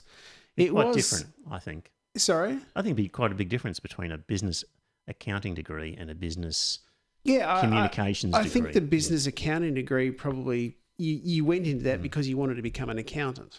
So that was where you were... And you learned some specific job-ready skills. Exactly. Yeah. So that was the whole point. That was a very job-ready skill. That was a very job-ready degree. Business communications, I don't know where you would go out and get a job with that. But, clearly they get jobs with it. So here's another thought for you. We'll finish with this one because I was talking to a mate of mine about with COVID and lockdowns and the number of doctors who come out with theories on all of this, and we tend to sort of go, well, it's a doctor, they must know what they're talking about. And he was saying that really a medical degree should be looked at as a vocational degree, because he was saying you're really learning very specific job-ready skills about anatomy and drugs and treatment, and compared to other degrees like a true humanities degree where you are required to research, analyse, compare, contrast, write reports, look at nuance, all those sorts of things. He was saying, really, medical degree is you're just like a mechanic learning how to tinker with a guitar. With a car. It's quite a vocational-based degree. It's not actually good training for writing scientific articles, if you like, because you don't do a lot of that in a medical degree. So any doctors out there in the chat room, please feel free to contradict, but that's just a way of looking at it I hadn't thought about that as a degree. It strikes me as dentistry is very much a vocational course as well. Yes, indeed. Yeah. And to tell you the truth, when I did law, it was very vocational based. There wasn't nearly the sort of ethical conundrum type of discussion that I would have hoped for in hindsight. I would have expected in a law degree you would get ethics, wouldn't you? A little bit in criminal law. There was talking about the principles of sentencing with recidivism and punishment and did you study those things the history of the British legal system? You do need a basic of that, but you really learn it just to understand the validity of the Constitution that then led to the other laws. There wasn't a lot of discussion in terms of ethical conundrums and rights that you might expect. It was quite a job-ready type degree. But mind you, I did it at QUT, which was that was their thing, it was like a job-ready that's degree, part of their marketing, as opposed to a isn't it? sandstone UQ, which was supposedly a little bit more upper-level theoretical. Traditional, yeah. Do you think your course would have been improved by having more courses in ethics and philosophy? I don't know. But Julia in the chat room says, son is doing a medical degree now, can tell you they do analysis and report writing, ethics reports, etc., but they're not the same as a research paper, of course. So, well, there we go. There's a contrary. Thank you. They have to learn how to write with illegible handwriting too, don't they? Yeah, that's true. The specialty of the profession. Yeah. And Mel says, I have a physiotherapy degree, which was the same as med for 2 years, definitely vocational. So there we go. Well, chat room, I congratulate you this week. You guys have been going hard at it. Thank you very much for your contributions. We actually hit 100 messages. We got an alert. Yeah, I mentioned that when you just left. Yeah, so that's good. Next week, we might look at the time frame. If it's if Wednesday night is likely to know the Trump result, it might be tempting to do it then. I don't know. I would have thought so. Yeah. But we probably won't have complete Probably results, not. would we? I'll just do a little. It depends. If it's going to be a landslide election victory to Biden, then we probably will have results. If it's going to be one of those things that goes right down to the wire, we're probably not going to go for a week. It's going to go to the Supreme Court. Yes. Yeah, it'll probably go to the Supreme Court before it gets decided in the end, but we'll have to wait and see where the vote turns out. It might be tempting to do it Wednesday night. I'm just not sure. Keep an eye. If you're not following the Facebook page, you should be, because that's where announcements will be made if we decide to change it to Wednesday. At this stage, Tuesday, but... there's a possibility it could be Wednesday. Yeah, that's what I'm thinking. But anyway, most likely Tuesday, but we'll see. Right, dear listener, thanks for tuning in. Katie in the chat room said, might be full on civil war by then. Yeah, that's true. Right, thanks for listening. We'll be with you next week. Thanks for tuning in. Bye now. Bye, everyone. Cheers, all.